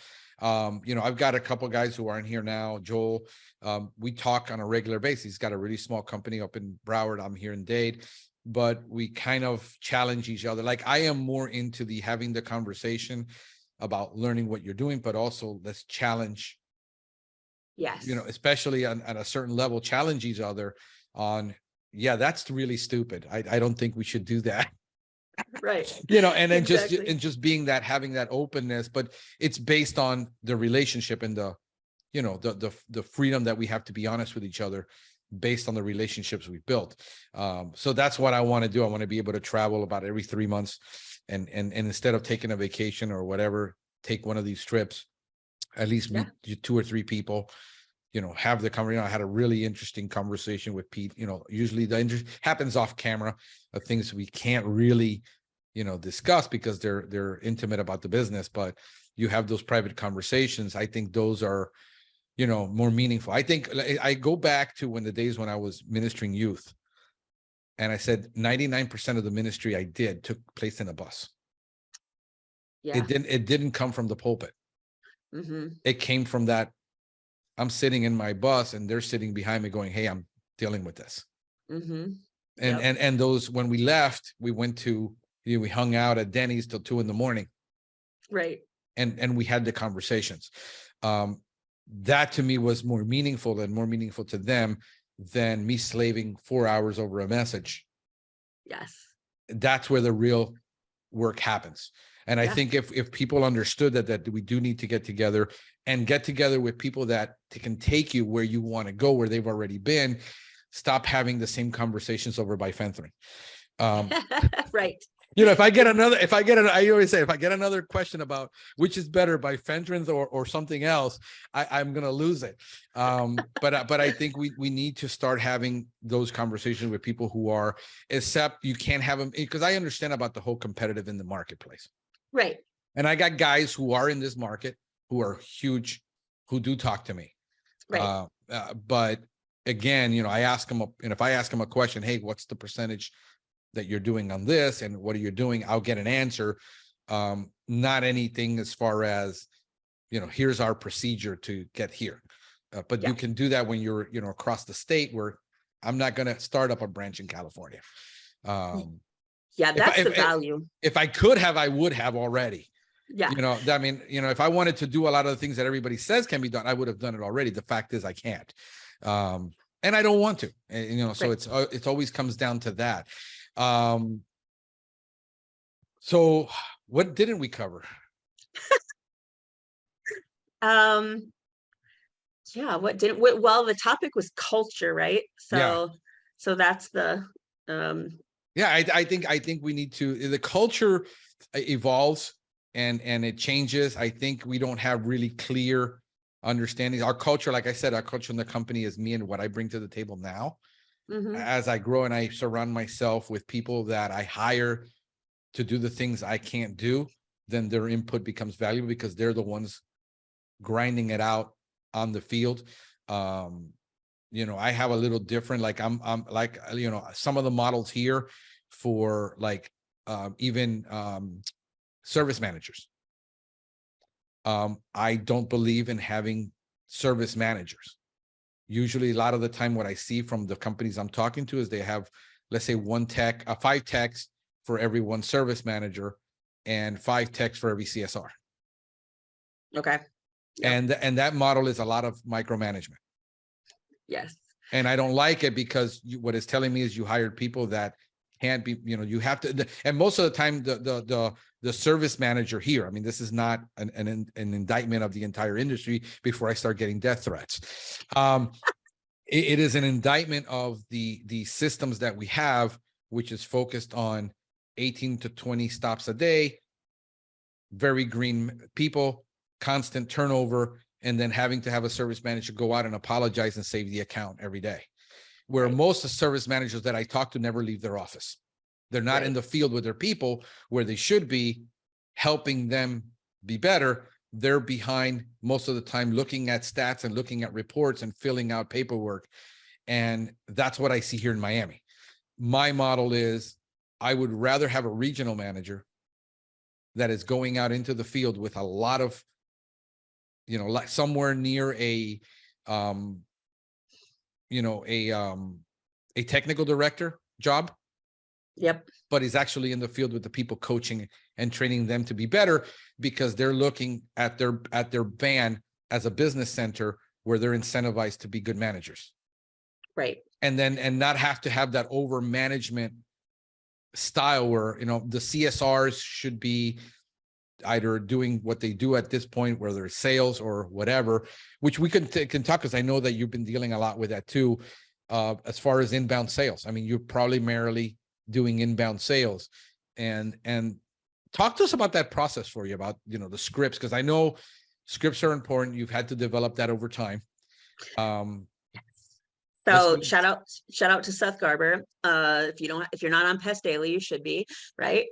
So we definitely utilize the scripts. I have a little bit of a twist on it, because while we utilize the scripts, we use them as a framework. So you don't have to necessarily say every single word. It's more of like, here are the key points that we need you to hit on, but, and again, it's back to the same thing I said about SOPs. If you're brand new and you don't know what to say, here you go. As you gain wisdom and gain knowledge and gain experience, you're allowed to deviate and have conversation and do all those types of things, because we don't want to be robots, and what we want to make sure that we do.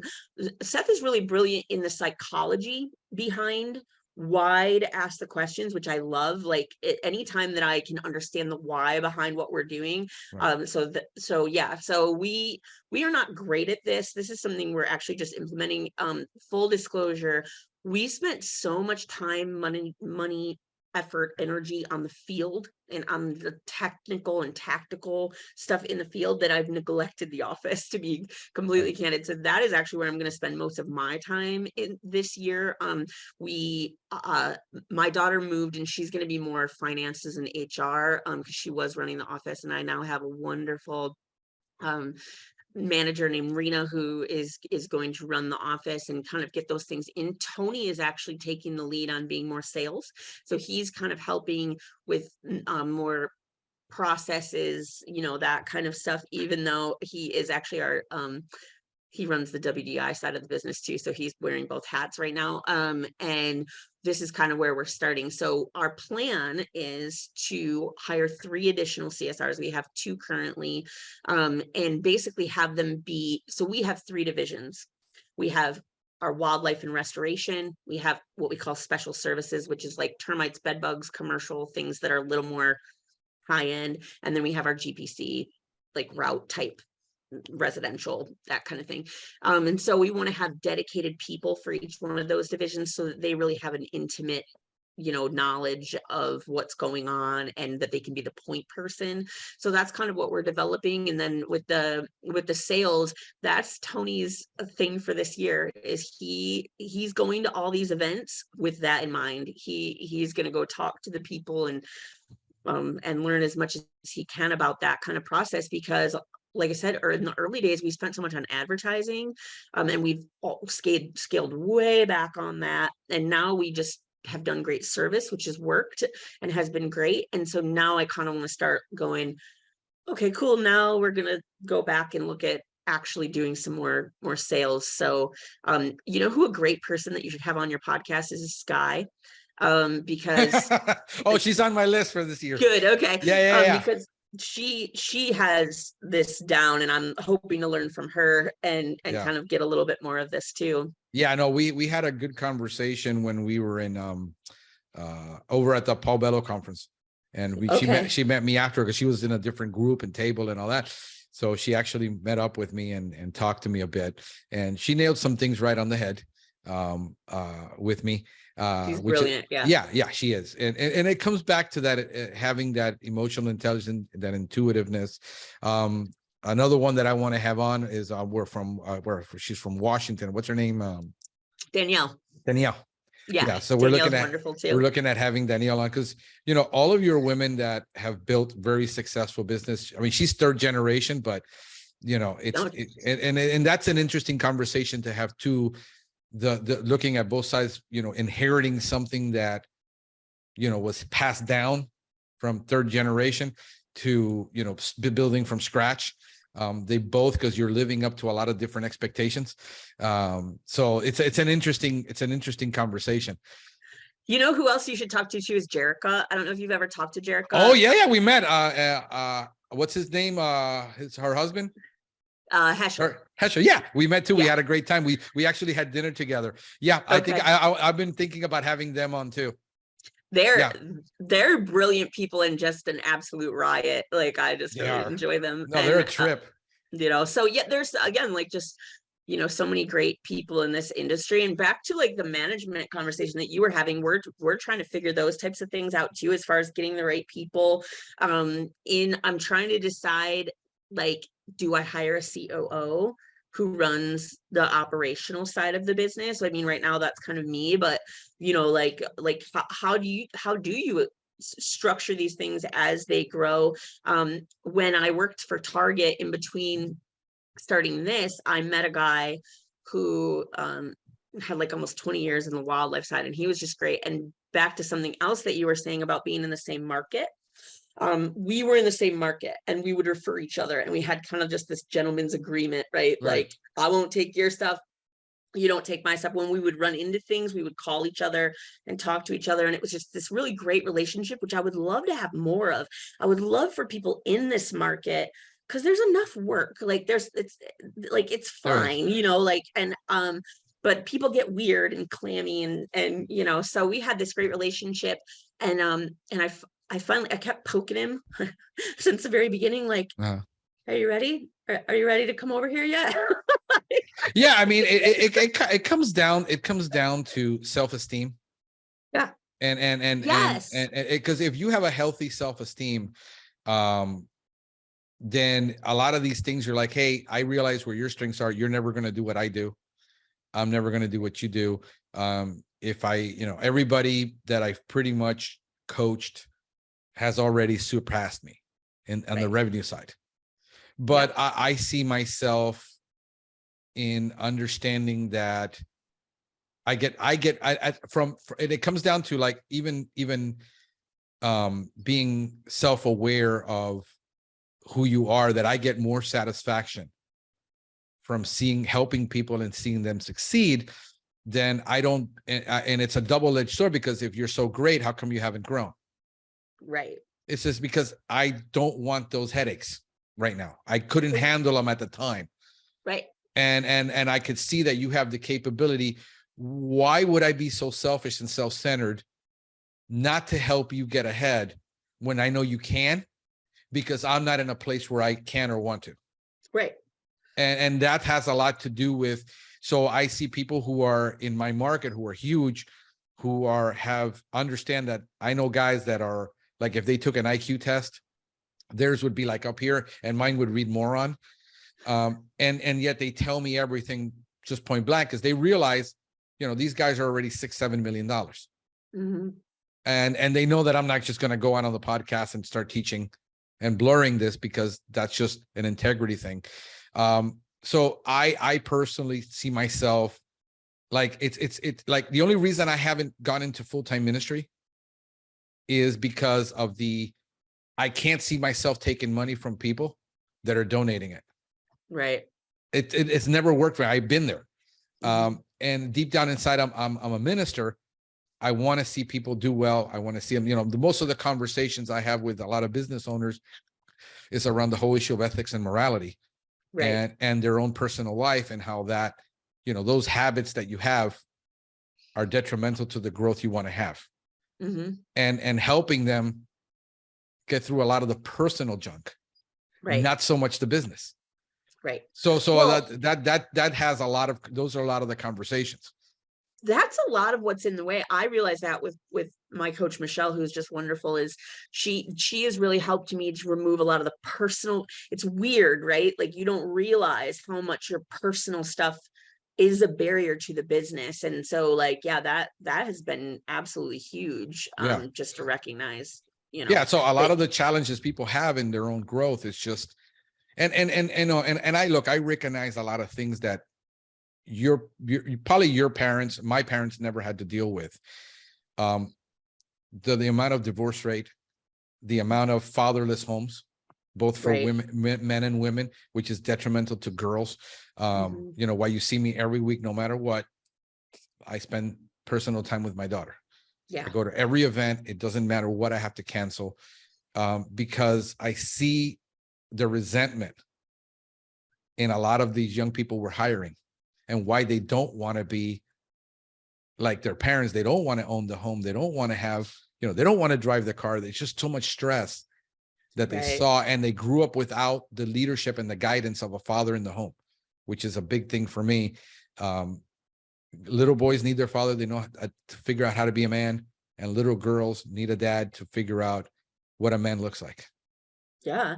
Well, and for me, the relationship I had with my father was what allowed me to have such a great relationship to God, because like that unconditional love, and like where it was like a very easy translation for me to go like, well, my father loves me, so my heavenly father loves me. I mean, it was easy, you know. And so yeah, I can absolutely see that for sure. Yeah. So those are the things that, you know, there's a lot of hurt people out there that are trying to figure things out.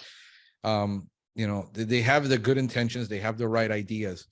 It's sometimes they're like with me, even, you know, my girlfriend calls me out on my own BS, you know, which is awesome to have somebody that can be that loving and tell you you're full of crap, you know. But, you know, so that's the thing that we're trying to, I don't have those issues where I'm not, I'm blessed to have what I have. I'm content. And people confuse sometimes contentment with complacency. Right. And if he's happy, and if you're happy, you don't want to do anymore. It says, no, there's things I want to achieve that I haven't done yet. But I'm still happy where I'm at. And a lot of people aren't. I talk to a lot of business owners who aren't. They're unhappy. They're frustrated. They're angry. Most of the time is that guy, he's dumber than me. How come he gets to grow a big pest control business when I have much more intelligence than him? I know way more about pest control than he does. Right.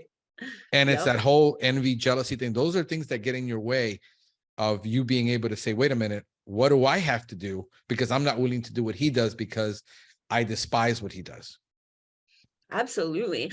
And the one for me lately that I've been just doing a lot of reflection on is the gratitude, because like that's like the part that for some reason is easiest for me. It's like I'll look at like, I haven't done this, or I haven't, and like I just had like a spiritual awakening a couple of weeks ago with just recognizing like, dude, I live a life that is unreal. You know what I mean? Like it is just beyond my wildest dreams. And then also too, like, even like, for instance, with my business partner, just the gratitude that I have for the opportunity where you just go like, dude, this is crazy. This, like, it's crazy that we're here and that we get to do this.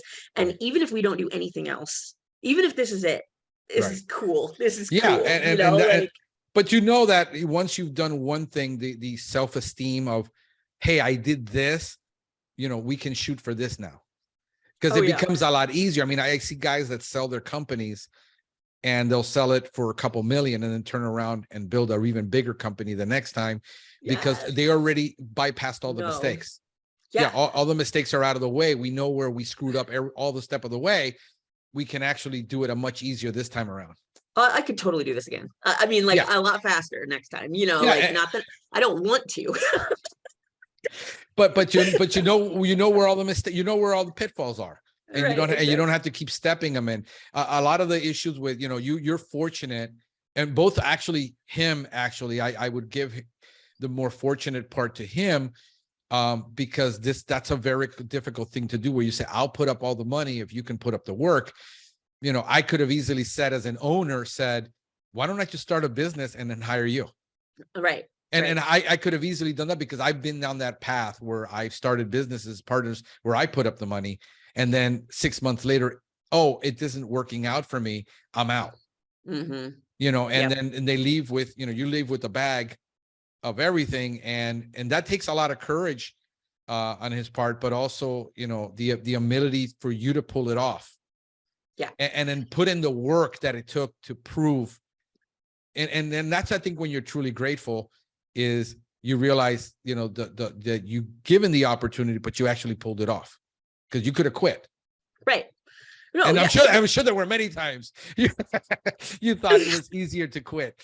That's so funny. We actually were just talking about that the other day, because that's what I was saying is like, there's been more times that I wanted to quit than, you know what I mean? Like when I look at other people who have quit or whatever on us or whatever, like I just go like, it's extreme, you know what I mean? Like the level of it. And ultimately I think it's crazy because I put myself, his name is Larry, but I put myself in Larry's shoes and I go, I could never do what he did and be like, because I would ask him something and he'd go, Maria, I trust you.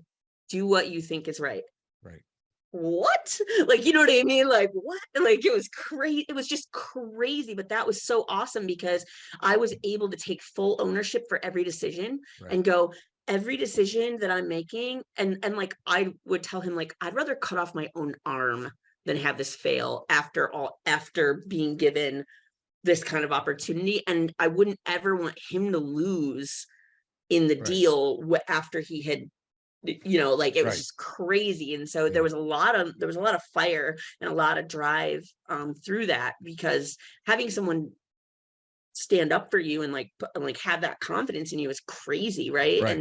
And he's always just been so generous with me. And so like the great news is, like, everybody always says like partnerships don't work, you shouldn't have, blah blah blah blah blah, and I'm like, I don't know, man, for whatever reason this one does, and I love it. And like I think, like, I'm excited to see what other opportunities there are and what other things we can do. And I think that that's the other part of this too, is like, do you want to double down and keep growing this? Do you want to diversify and go do some other thing? Like what, like there's so like the opportunities are endless, really. I mean, you Yeah. could do Oh, that's anything. always the case. You got endless opportunities, therefore you got endless decisions to make. Right. You know, where you like I said, I'm diversifying into two things: training, which is my strong thing. Me and Sky had this conversation at the conference, and she tells me, I see your business more as a testing incubator than you actually growing. And I said, no, I think you're absolutely right. I come to terms with that, because a lot of the things that I get to do and test and have fun doing it, Yes.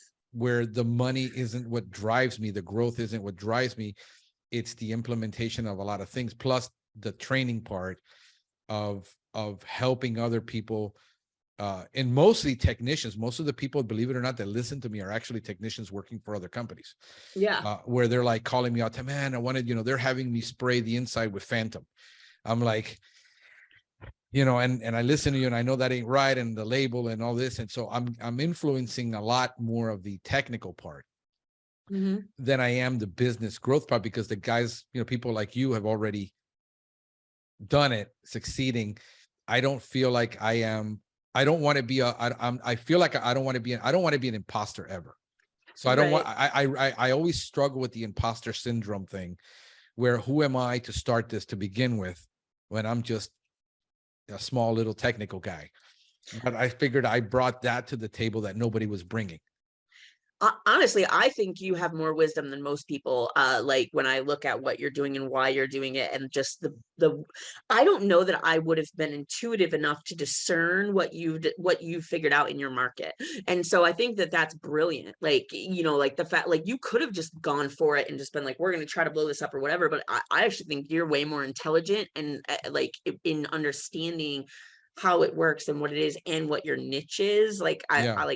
I see so much wisdom in that. It's just the hard part of it would be, the hard part of this was I already knew what I was up against. I knew what I was going to face, especially in a market like Miami, where very few people actually care about this.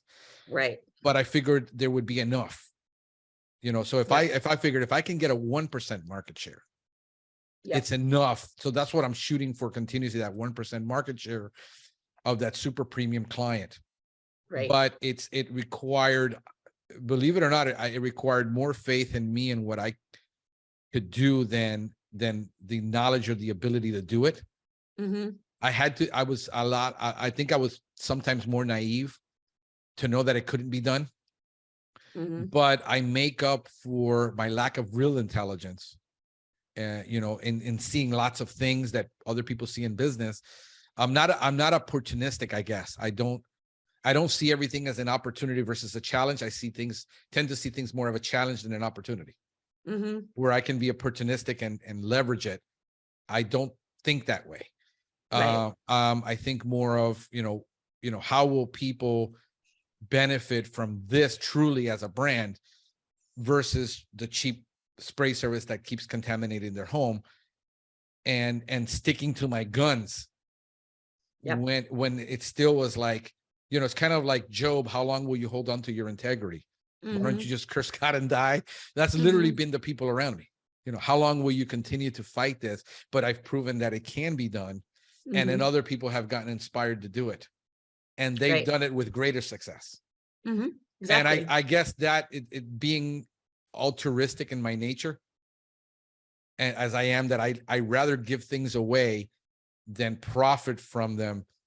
It's this podcast, like, what do you continue to do this podcast for 8 years? It's like, for me, it's self-serving in that way, that it allows me to scratch my own itch. And it allows me to basically also, neener, while, the people in the big organizations would never let me in. Right. I figured out how to get around everybody and say, I'll show you that it can be done, and I'll do it. So it's been for me more of this, the journey to do this. This is also therapy. Yes. To be able to have these conversations across with somebody who understands where we both been. So, Yes. so it's very self-serving. You know, I don't need a shrink because of this. Right. Because I did go to one. I thought I was, at one point, I thought I was losing my mind. I says, there ain't nothing wrong with you. You don't have ADHD. You might have ADD, but you don't have ADHD, and you're not crazy. I needed somebody to validate that I wasn't crazy. Great. So I have proof from a professional that I'm not crazy.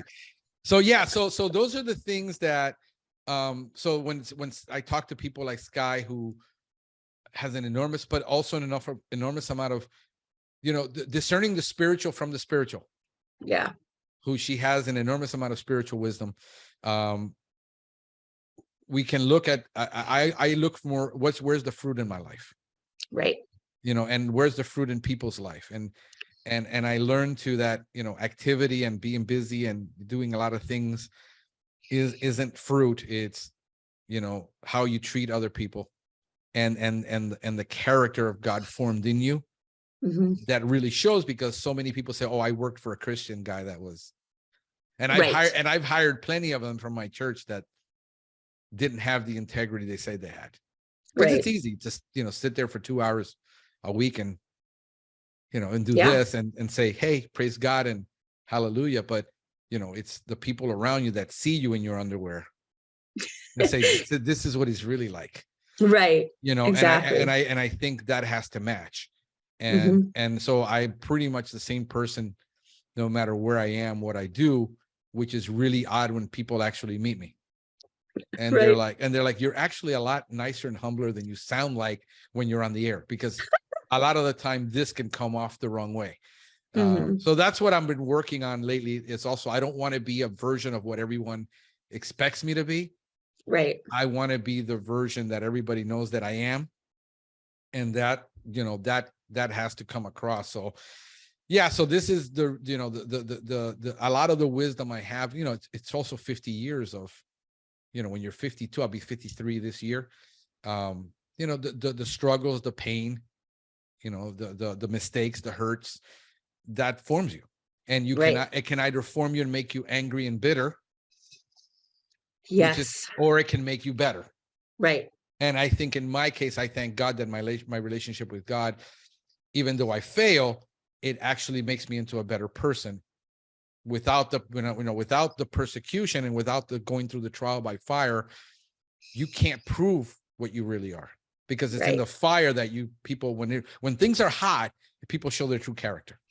Yes. And yes. and I think that's more important, you know, to be like, I keep, you know, everybody's asking me, when are you going to monetize the podcast? When are you going to monetize the podcast? Because all these guys started podcasts and 3 months later they were monetizing it. Okay. I don't want to. Right. I don't need to. And I think it would ruin it for me if I did.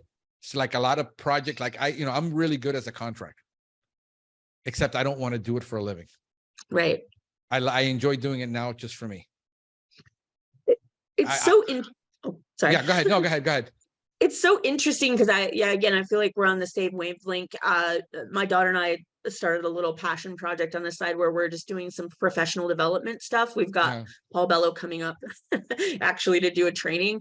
And kind of in the same way, because I just am like, I just like doing these things, and I'm in the same boat too, where I go, it's not about making money. I mean, it does have to pay for itself, obviously, like that's the you got to cover the costs, cover the costs, but other than that, but I think especially when you do things and live under stress the way that we do, and have these businesses and stuff, you need to have hobbies and interests in other things, and that tends to be a hobby for me, like where it's just like development, other things, you know, and I would assume it's the same way for you, where you're like, you could say like it's a great hobby as like, and kind of gives you a reason or a why that's deeper than just the business, right? Like the monetizing part for me is going to come when I do the conferences, and then I sell, you know, the CEUs. I mean, that's CEU training everybody's used to paying for.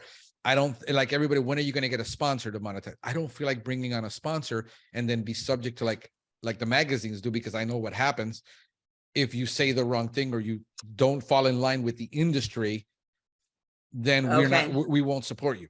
I mean, it's a very cutthroat thing when I can't say or teach the way I want to, I can see that. because it cuts into your profit model.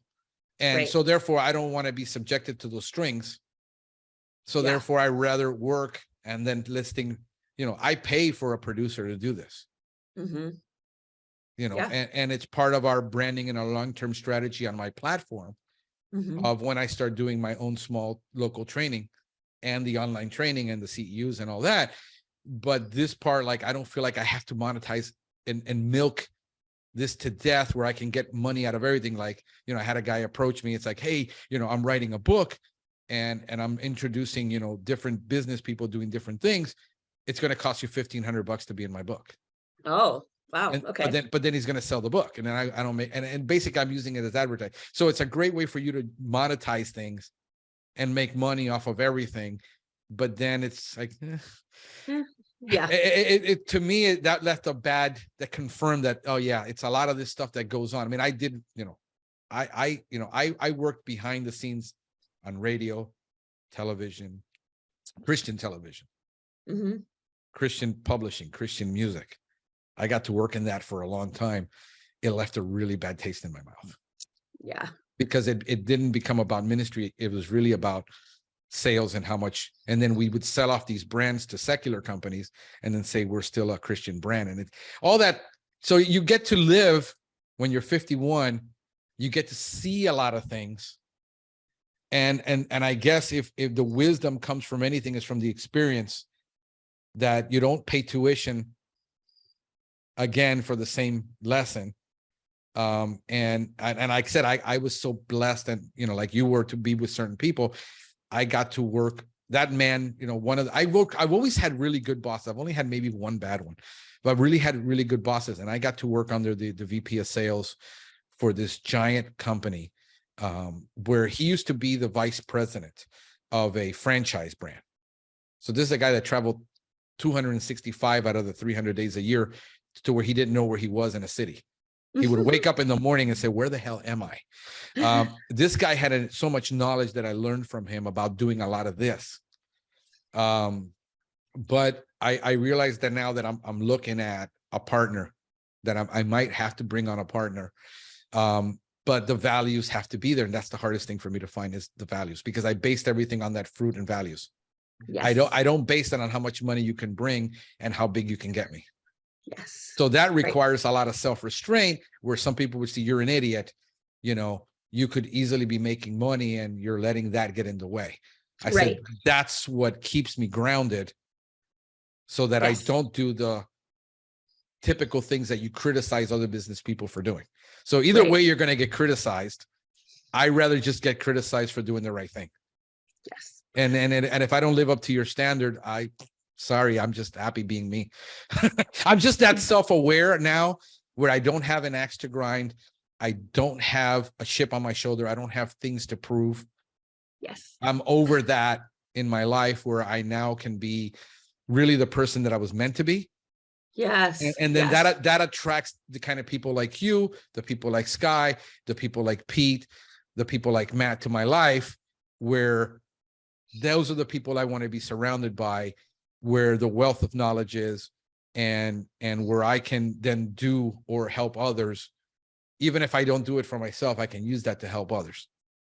Absolutely. And, I read something recently that was talking about that like wealth, and it wasn't talking about just money, but wealth in general, right? It was attracted to who you are as a person, right? And I think that is so absolutely true. And that's like the part where you just go, I've lived through the striving and through the trying to make things happen and the hustle and the whatever, and so kind of in the same vein that you're saying is like where you just go, I just want to be the right person and be who I am, and things will come, things will be attracted, and things will come, and I just don't want to have to work so hard at it, right? Yeah, and that's where I'm at right now, where I'm like, no, I'm not going to put in more hours to make things happen. I rather sometimes cut back on my lifestyle and keep it where it is, and then say, let me hire other people to do this, because in the long run, I'm building equity in my business. I'm building brand. They're getting compensated for the work they do. And then I said, I'd rather just pay them more and reward them more for the good work that they're doing while I build equity in my company, whatever it is I want to do. And then this way, I just like to sleep at night. I have issues with sleep. I like to sleep at night.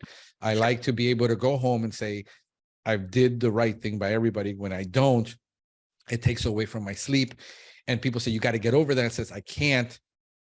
That's the way I'm wired. I can't change my DNA. Rather than try to change my DNA, I try to make everything around me how I think, I should do it, and then listen to those and say, if you did this and this, like with Pete, hey, he harshly criticized my site. I mean, and I asked him I want you to do a deep dive and says, where is this screwed up? These are things I can fix. These are technical things. Mm-hmm. And we can't confuse them that this is, I want to do things my way because I just want to do them my way. No, I want to do things in the aspect of moral integrity and honesty and with people. I want to do those things. I'm not going to compromise no matter what you tell me. In the part where, hey, this is a technical thing that we need to fix. Let's get that fixed. Let's get these technical things fixed so that we can be better. And I think there's where a lot of people they get stuck. Though it's my way, I want to do it, but your way is still wrong. No matter which way you cut it, you can.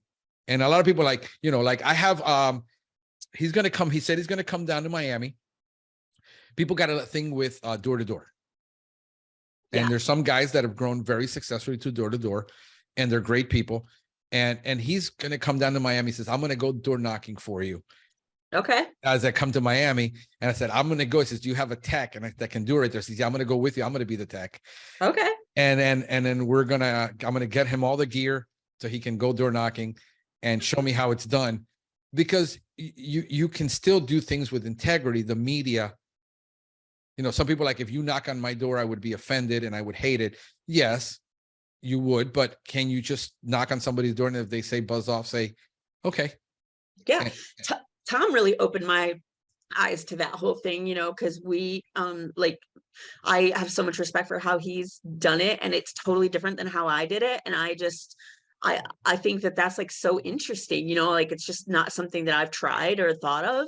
Right. But at the same time, you can't argue with success. Right. So can you do it and say, okay, so what if it becomes 20% of my business only?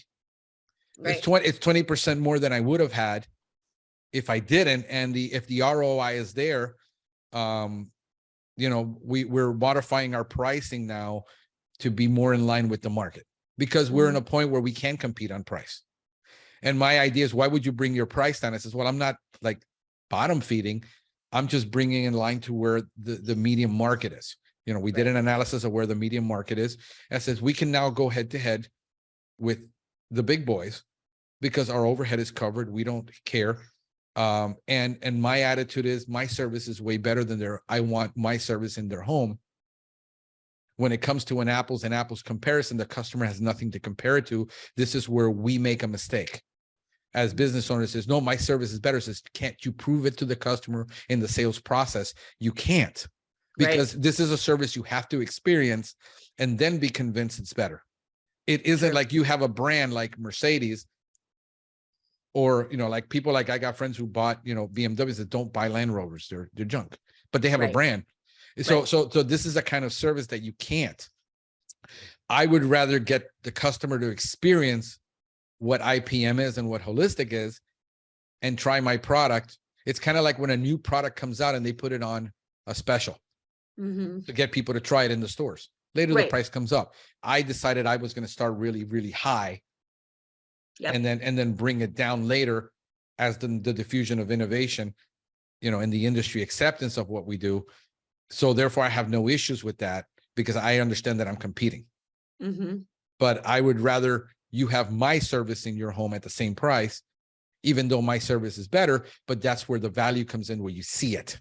Right. You have to experience the value. You can't. We talk about all the time about how do we explain value to the client.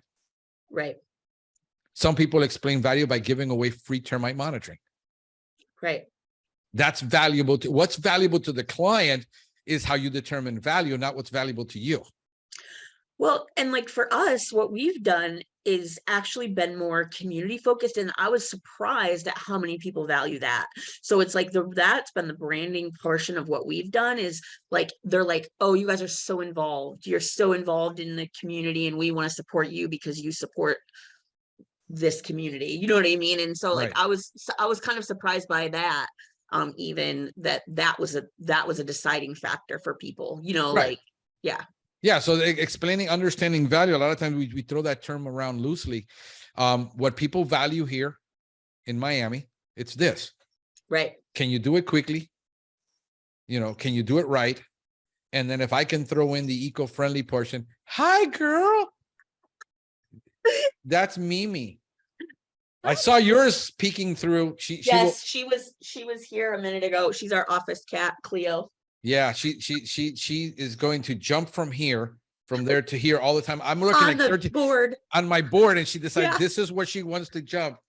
So she was upstairs, and I had her upstairs, but I knew she would come down and disrupt me. She's still a kitten. She's only, I think, what, 2 months old, 3 months Wow. tops. I think she's 3 months. Yeah, Oh, they're so cute. yeah, they are. I've never had I had a cat when I was a kid. I was around 8 or 9. I had a cat, and then we had to leave her behind, and then I never had another cat. Then I had dogs, but cats are much easier to deal with in a condo. I know, in a townhouse. I don't have a big yard, and I don't like poop in my yard. Right. Yeah. So yeah. So it's so much easier to have a litter box. Yes. But yeah, no, she's adorable, and actually, I got her. We went and got her. My girlfriend actually got her because her cat had passed away, and then she wanted a new kitten. So we got that one. It turns out that's my cat. Right. Because the cat, pick. they pick. So she Yes. mostly wants to be with me. She's aggressive and playful with her. With me, she's like, rubbing on my beard. She loves the beard. So she's like, this is like I'm like a big giant scratching post for her. So yeah. So yeah. So that's the issue with what's brand.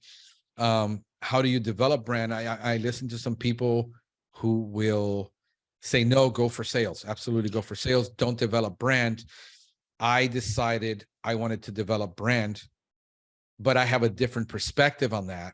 And the people that follow me on YouTube, I get all my business almost from YouTube. Yeah, that's amazing. That's so interesting. Yeah, but I have 600 videos on YouTube. Right. And I know what people want to learn and what they want, and I give them what they want.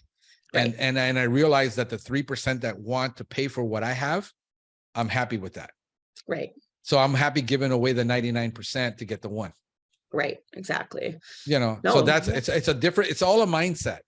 It's like, like I talked to Tom and I said, hey, I've been looking at doing that one pricing strategy you have, but most people in Florida will not sign a contract. That's the problem in Miami. It's a 50% rental market, it's all this. And I said, but I've been trying it and I'm going to go for it. So now I offer 2 prices to the client. I give them 2 choices. Here is your best value. If you're going to live in your home, it's, $49 a month, no initial fees. I took away the barrier. Okay. And then for, if you want to do a one-time pricing, here's our initial price. Here's our follow-up price. And then after that, if we want to quit, we convert about 20% of those on the back end. Okay. Because the tech says, hey, we finished, you saw how difficult it was. This is not going to go away. This is this hand problem. You're always going to have it. Do you want to sign up? So it's very non-sales confrontational, where the tech on the back end asks when he's done with the last service, and then he'd say, yeah, they want to continue. And then we just continue with the program. So I give that option because most people are renting, says, I'm not going to be in the home a year. I'm not going to sign a contract. I'm in a military town right now, like literally the base. It's a miracle you haven't heard the bombardment, because they do shells. I'm in like an Air Force base. Like I'm literally like a mile from it. So very transitory town. It's mostly rental because people can't afford to buy right now in Florida. So the rentals are more. So I'm doing both. And people are like, well, why would you give away your initial fee? Look, let's go back. I'm going to go take you back to the late 80s, early 90s, when I used to have a paging company. We used to sell pagers. I sold pagers. I was the only company in the area of Dayton, Ohio, that would deliver pagers to their clients. We did door-to-door handing flyers, and we say, we'll deliver the pager. And we sold the pagers at full price, but without a contract. I've been doing non-contract work we're going into the 90s and we're 2023. And so I had that experience from that. Right. What did I learn is that I can't buy from my supplier everything, because when they decide to turn the key off, I'm SOL. And at that time, you need 150 in cash to open up a cell phone store, because no cell brand would sign a contract with you unless they actually did a credit check and you had 150,000 in equity. Wow. It was very tough. So I ran it, but we would deliver pagers to people, and we would have no contract, and people would stay on with us because we offered value. Right. And when I was the first one to ever buy a satellite dish and pay full price for a Dish Network dish, and then Dish said, hey, why don't we just give it away for free and take away the barrier, and just with a monthly subscription you get the dish for free. Right now there's this new medical, and we're probably going to quit soon because I know it's getting close to lunchtime. Oh yeah. This new medical thing called something, where they figured out that most people don't get the necessary screenings because they don't have either insurance, or their insurance won't cover, except for like if you got a cancer screening or colon screening, it's only done every 3 years now. What they've done is they made a program where you pay a monthly subscription year after year. It's for 6 months minimum, no initial on anything. So in other words, you come in, you pay the subscription, and you get all your screenings done. And then throughout the year, they schedule the screenings. So you're prepaying for your screenings throughout the year, and then whatever they cannot bill the insurance company is covered under that program. So that's so interesting. And we currently don't have contracts either. We say our service is our contract. I get a lot of flack for that. But kind of the same way, it's always been kind of an easy point of entry for us, because so many people around here have been burned by contracts. Exactly. And so that's kind of, and we just moved into the monthly subscription model. And so and we also just we were doing bi-monthly seasonal because we're in Michigan. So that's the other part, is convincing people that they need pest control over the winter sometimes is difficult. And so we actually changed our model now, where we're doing quarterly instead, year round, instead of the seasonal bi-monthly, and doing it on the monthly subscription. And basically just that it's like insurance, right? So whether you need it now or then or what, it's kind of irrelevant when those actual services, it's just that you're covered for the year, right? Yeah. So the way we explain it to people always is we do a bi-monthly here in Florida, but we're here. The thing about people don't understand about Miami.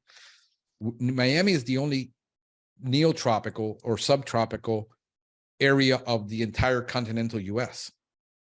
Even if you go north is not subtropical. North Florida is completely different than South Florida. So here we got to do bi-monthly. If we did quarterly, we would have 20% callback rates. Right. I tried it. And so we do monthly and bi-monthly. If a house has a pool and they have a certain type of ant, it will always be monthly service. Therefore, they're paying $800, $900 a year for our service. If the house has a crawl space and a pool, it automatically goes on monthly, because there's things we can't stop under there. No matter how you exclude your ants, you're because we have so many ground ants that can make a nest underneath that crawl space. Yep. And so we automatically put people on monthly. So when we're doing our scripting, we're asking, do you have a pool? Do you have a crawl space? Do you have this? Do you have that? The age of the area where it's at. So now we know where to price it. We don't give them an option of what, but for 80% of people, it's going to be a bi-monthly service. And we're going to service it. And we don't have a contract, a long-term contract. And we got to clarify this, because how do you protect yourself? I says, well, we have terms, conditions, exclusions, limitations. Everything is on our contract. Yeah. It's just that you can cancel any day within 30 days. You just give us notice and we cancel. Our cancel rate right now last month was 3%. Wow. That's great. So, do you need a contract to lock the person in? No, you need, and if you're going to do a termite job, you have to know the law. But if you want to do the monitoring and you want to cancel the monitoring, we could cancel it. I think when we get into, bait stations and all that, there's a huge upfront expense. So we let the customer know, hey, listen, if you're going to be in your home for a long while, this is the price with a contract for renewing and this, but that's different. So you have to adapt. Right. And if your if your top 10 in the market does something, you're foolish and you're growing, you're foolish to say, I don't have to do that because I'm so special. Right. I mean, once one competitor does something, every other competitor has to do it. Once somebody offers free shipping and you don't offer free shipping, you're going to close your doors. Right. It's just a reality of the market. Now, if you're a one-man show, that's different because you can say, I do 250,000 a year as a one-man show, and I don't even do marketing. Yeah, because you did everything through network. You got to this number. You don't need to do any marketing. Right. But this is what the conversation turns into Facebook. I don't do any marketing. Yeah, but you're a one-man show. Once you have a machine, you need to feed. So that machine needs to get fed. That is so wise. And that's the difference, right? Like that is the part where you go, like, it's the difference between people working and not working and us paying our bills and not paying our bills, so it's like, yeah, like the marketing is a necessary evil, to keep things going, whether you want to grow large or not, Yeah. So yeah, absolutely. I mean, we're pretty much right now, I'm maxing out on my SEO, the growth it can give me. Right. I know I need X amount to get to the next level. Therefore, I'm going to sit here and work up. I'm looking at LSA, but until I get into termite, I can't do a lot of these things because of the cost. It's just when me and now I lost my train of thought. Miche, we're talking, he's at 150. Mm-hmm. When I do all the numbers and I run them, it comes out to 250. Wow. Okay. That's huge. So if I was doing, like I got my friends doing LSA and doing all this, and they're looking at 150 because they're diversified in so much marketing, but they've got 3 CSRs, 4 CSRs, 5 CSRs. So you can have one CSR just for doing Angie's List and this and that. When that call comes in, it gets answered right away. And then another person dealing with LSA, and they've kind of, when I'm doing it, I'm like, hell, I don't want to field 50 calls a day from people that are tire kicking. Right. So I got to say, what can I do? So right now I'm learning. I'm probably going to do some YouTube ads, which is unheard of. Just YouTube ads off of my creating videos, because that's a big entry for me. Okay. So it's easier for me to do that and then automate it where it comes into our website and auto sells it. And we auto sell those cheap accounts where we don't have to have a person manning that phone. Right. If you already know what you want, because I do everything through video. So if I have a video demo that tells you how our service is, I don't need a salesperson for that. Mm-hmm. Now, because when I add the cost of the sale to the cost of the marketing, now we're at 300, 325. It's like, come on, right. Where does that end? So those are a lot of things that I have to spend the time playing with it. Mm-hmm. And this is where the average guy he just wants to hire an ad agency. And this is where he gets burnt, because I'll just hire a guy to do SEO. They're going to do my ads. They're going to do, and they're going to burn through your budget. Or just not ever touch it. I've had that happen. Yeah. I got burned pretty bad. Yeah, I did too. And so now it's like, no, I'm taking that SEO back. What I did is I hired one company to do just the GMB portion, where we're targeting 2 keywords a month. But I am here on a screen. When he feeds me a line of crap, I'm saying it dropped 7 points. What is going on? We dropped 7. We were at number 4. Now we're number 7. So those are the things that I have to do in order to make it happen. You're at an advantage that you understand all that. Right. I mean, I think that's like the part that most of us don't. Because I'm more technical. Right, exactly. My brain works in a technical way. Like, I can learn to code. I could teach myself to code if I wanted. But it's the time. It's everything comes down to time or money. When I handed the money over, it got burned every time. And now I got to where I said, so now I sit here on Bright Local. and I'm sitting here. I mean, I've got Bright Local on my screen, open all times. I got GT Metrics open on my screen all times. I've got Local Falcon, which I run once a month. And I have Bright Local, and I have SpyFu, and I'm doing, my job is to wake up every morning and do keyword research. Okay. For an hour or two in the morning. So, and then once a month I'm running this, where I'm running my Local Falcon. I said, where are we on the GMB? Mm-hmm. Now I'm paying him $300 a month for that. I got to spend an hour and another 30, 40, $50 to monitor what he's doing. Right. So when he sends me, like, one of his people say, oh, you got so many calls. I said, no, here's a picture of my GMB. I don't know where you got your numbers, but this is directly from GMB. Your numbers are bogus. Mm-hmm. And calling them on that. But most of these guys will hire an SEO company, sit back and say, oh, it's been 3 months, and here's the reports. We ranked you. Yeah, like he tried to pull a fast one on me, ranking me for a word that I already ranked for. He says, look where we got you. I said, no, dude, those are like keywords on anything natural and organic. I own the market. Mm-hmm. And you're ranking me on something that I was already 1.48. You got me to 1.0. I was already ranking number 1. If I rank 3 on the map pack, I'm good. Yep. And I was already, so I said, no, I gave you a list of keywords. Those weren't in there.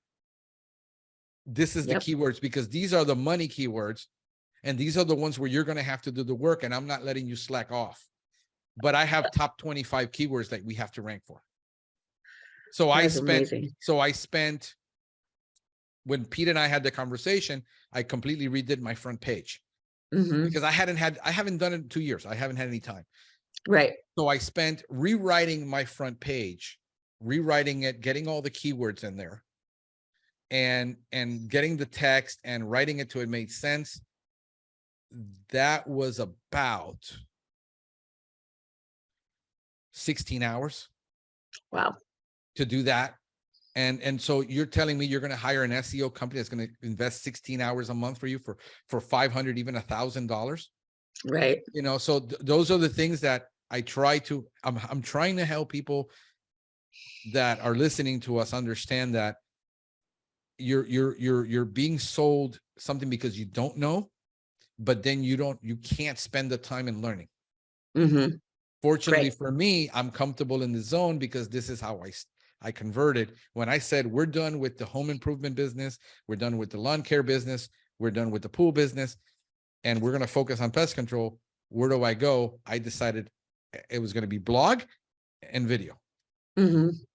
And so I invested a ton into that, and that immediately paid off for me, but because I found the niche, because nobody was going after it. Right. Exactly. I can't compete I can't compete with Orkin, Terminex. They own the top spots on all the ads. I can't pay $25 a click. Right. Exactly. Yeah. And that's why I like working with Pete. He and I have a standing meeting every week. We do a lot more than just the SEO, because he just has one of those brilliant brains, and so we kind of bounce off each other. Where we'll be like, hey, let's do, let's try this, let's do this, let's do it this way. And so that's kind of been our ethos, is just to kind of have fun with it. It is fun. The marketing, is a fun aspect of the business. And so and we, it's probably the best part for me, of just kind of, along with my personality, because I'm kind of the networker and kind of that I personality anyway. And so it's just kind of become an extension of that. And so I don't want it to just be transactional, or to just be I pay X, I do that. You know what I mean? It's there's a lot more ambiance to it. You know what I mean? And can I quantify every single thing that we ever do? Absolutely not. No. But at the same time, you just go but it's working. So this is one of the, when we're talking about the SEO part and all that, and you've been through it, and everybody say hi to Ermi in the background. She doesn't want to be on the show. But knowing, I think you have to be in the same spirit. And he's that kind of person that he does take this personally, as far as if it does not working. where he's not a mega agency, where he's not looking to have all these people working for him and he's doing real creative work, which is personalized and therefore expensive. I mean, let's not kid ourselves. Don't call Pete nobody even knows who Pete is, and he doesn't even advertise himself. But you're not going to get him for, a couple $100 a month. He even analyzed my SEO. And he says, you're better than these 5 companies that everybody's using. But I devote an enormous amount of time to it. Right. So having that, finding someone like that says, I'm interested in being premium, being results, being, if you do call me, we do have, like with my other SEO, trying to get him 30 minutes a month was impossible. Dude, you're sending me snapshots. I don't want a snapshot. Here's what I want to focus on. And I said, what's the next keyword you want to work on? That was the extent of his conversation. And I said, this isn't going to work. We need to have at least a 30-minute to 1 meeting where we're looking at everything. You're not telling me I ranked you number 1 for this keyword, which means anything to me. And it does become transactional. And I think because of the way these companies market to these people, right, and they are, there you got an expert salesperson on the other pushing them, saying, yeah, for $299 a month, we're going to rank you number 1 on Google. And then these guys are like handed off now to a team, and then 2 months later, they don't even understand the reports they're getting. And I think people everybody's afraid of what they're unfamiliar. So everything is like, well, ads aren't for me, SEO isn't for me, video isn't for me, because I'm not good at any of it. I'm good at killing bugs. Right. I don't understand anything else. Right. And I think that's where I think at least these conversations, which aren't super deep, because we could go into the weeds in some of these things, I think it helps people understand the reality of what they're getting into. And what the reality is if you do want to. And then hopefully some people that, hey, yeah, I'm going to go start doing the traveling. I'm going to start meeting up. I'm going to start. So I think that's where the most value is for them. Well, and something I wanted to go back to that you started talking about earlier was like the legacy also, because I think that like the other thing, if you're going to do these things, is to find really exceptional people. And like the guy that I was telling you about that I poked for years, are you coming over? Are you coming over? He finally made the decision to come over, and he's just absolutely phenomenal, and he brings so much business with him because he's so great at what he does, and he's so great with clients and those types of things. And so I think that there's like a lot to that, and what I'm trying to do too is like create opportunity for people, kind of like what you were talking about in the beginning, where this is a business for them. They find it just as lucrative. They get out what they put in, those types of things, and we can all, it's a win-win-win, right? Like everybody is getting something out. They get out what they put in, right? Right. And that has to do with a lot of the transparency up front in the hiring practice and the culture that you're building, and what their expectations are, because expectations are so important. I think so many people live with unrealistic expectations, and then therefore they have so many unmet expectations. True. Yeah. Because they've set the bar so high of what they think they want, but then when the reality comes of what's going to be the payout, or what the price is at the checkout counter, they're really not willing to pay it, or they're not prepared to pay it, or they're not prepared to what it really takes. So again, going back to just having a culture of once you start building a reputation, like nobody wants to be with you when you're starting out, but everybody wants to be with you when you're winning. Right. Everybody wants to go work on the winning team. Right. Nobody wants to go work on the rookie team that, it's like, 200-0 on the board. Right. So us as owners, we have to prove first what we can do and what we've done, and have that track record to attract the people that want to, all I want to do is run this little portion.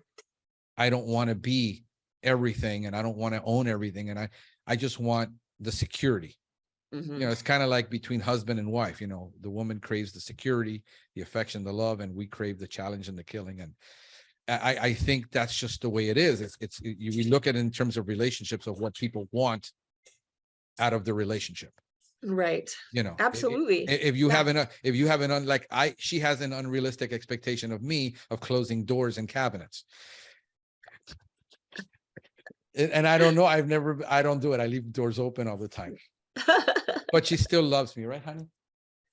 And there you go. She's trying to hide from the camera at every He's angle. behind you. Yeah, she's behind me in the kitchen. That's why I'm messing with her. But yeah, so I think, but if you have a healthy list of things that you bring to the table and a healthy list of what the person brings to the table and say, look, this is what I'm looking for out of this relationship. You know, it's like young people, you know, who get married very young and their expectations are unrealistic. You know, it's more about, I want to have a really beautiful wedding, but I have no plans for a marriage. Right. Yes. And Yes. I think we need, that's the way I look at things, is in that relationship. Some relationships are, you know, husband and wife, it's lateral, you know, and then my relationship with my kids are like this. So it's just different. Yeah. Thank you, baby. Whoop. So but again, it's like everybody wants to be about, you know, it's very hard to get people that, you know, complain that nobody wants to be part of the process. They just want to be part of the outcome. I said, that's the reality. Right. If you can't live with that reality, you can't continue to do what you do, because you'll defeat yourself every time being upset at the game. In other words, you have to love the game. Yes. And Yes. if you love the game, then you understand these are the rules and that's it. It's no longer about, you know, if it's, then go play a different game. Right. Exactly. I think that is the part that's really difficult, because people don't necessarily see the decades it took. They see they see this now, Right. and it looks shiny and it looks whatever, but they don't see the decades that it took to get here. And also ultimately, even more so, is about being the right person. I think that that's the other part of, like, everybody wants the title and they want the money and they want the whatever, but it's like, but you have to actually be that, and it's like, you can't explain that to someone else. They have to experience it. And I think that that's like the part too of it. I even look back at my own journey with prior employers or prior things or whatever, and I go, I didn't understand. Like, I couldn't understand. And so it's like, you know, you put it in the same thing to go like, oh, and it's so much more, there's so much more responsibility to it than you realize. Like that's like the part too, I think, that, again, do you want the title and you want the money, but do you want the responsibility that comes with having to actually create the outcome, and or the responsibility that comes when you don't, you know? I think we set people up for failure in the industry, in every industry,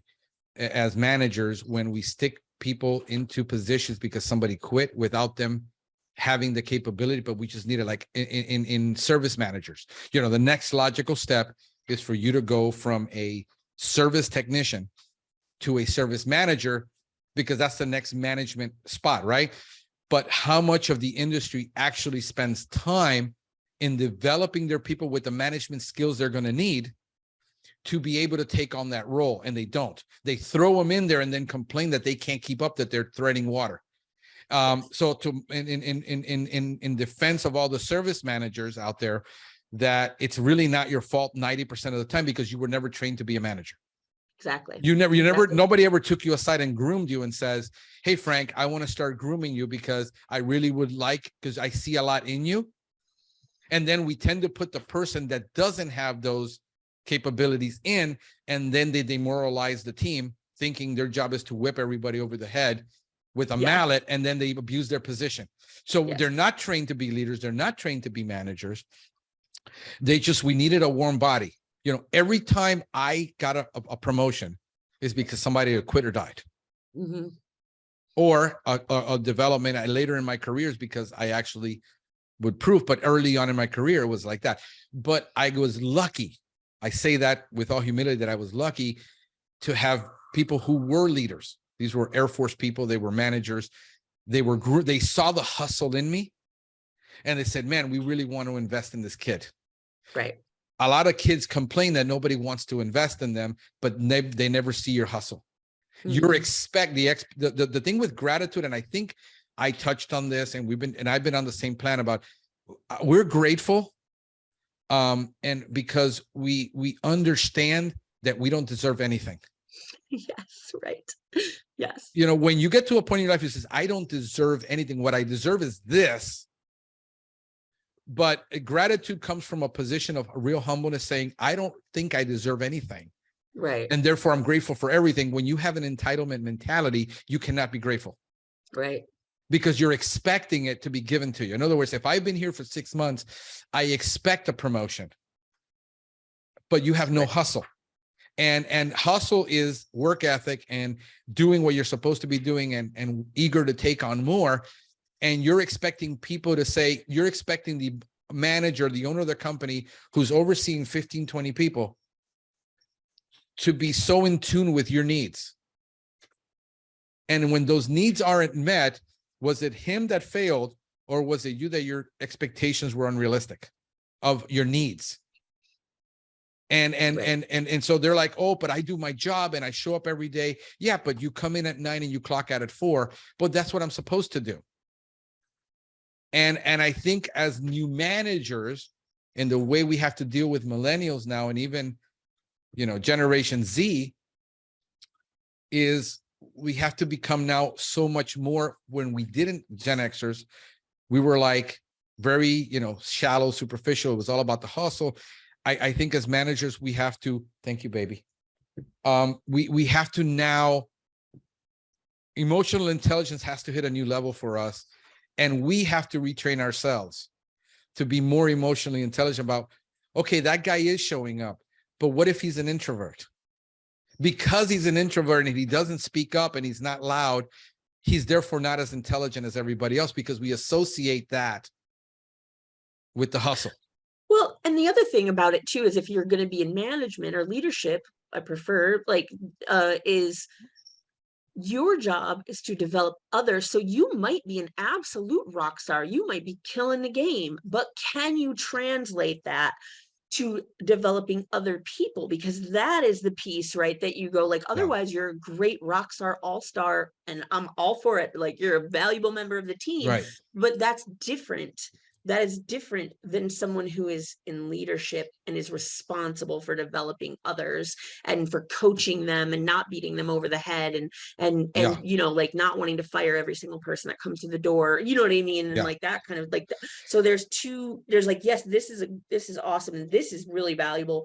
However, once you get to this size, you start going like, oh no, I actually need people who can develop more, who can develop people. So like, because you can't personally develop that many people, right? Yeah, no, that's exactly right. What I'm looking for is, I try to what I do is I do micro training with everybody. In other words, I start, oh yeah, I want you to take on this little task that requires a management responsibility, see how they handle it. Yes. But what we tend to do is the opposite. We tend to throw too much at them. Yes. And then what you know, there is wisdom, and people talk about like, why do I talk about the Bible so much? I says there's an enormous amount of business wisdom in Scripture that's applicable to everything. If we take aside the religious stuff, let's just put that aside for a minute and hear me out. You know, when Jacob was leaving his father-in-law, he was a kind of guy that Jacob was a hustler. He was, you know, he was a shyster.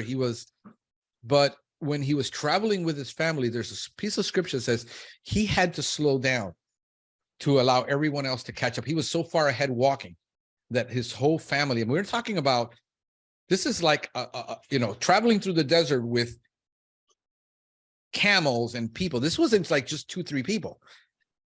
His people couldn't keep up.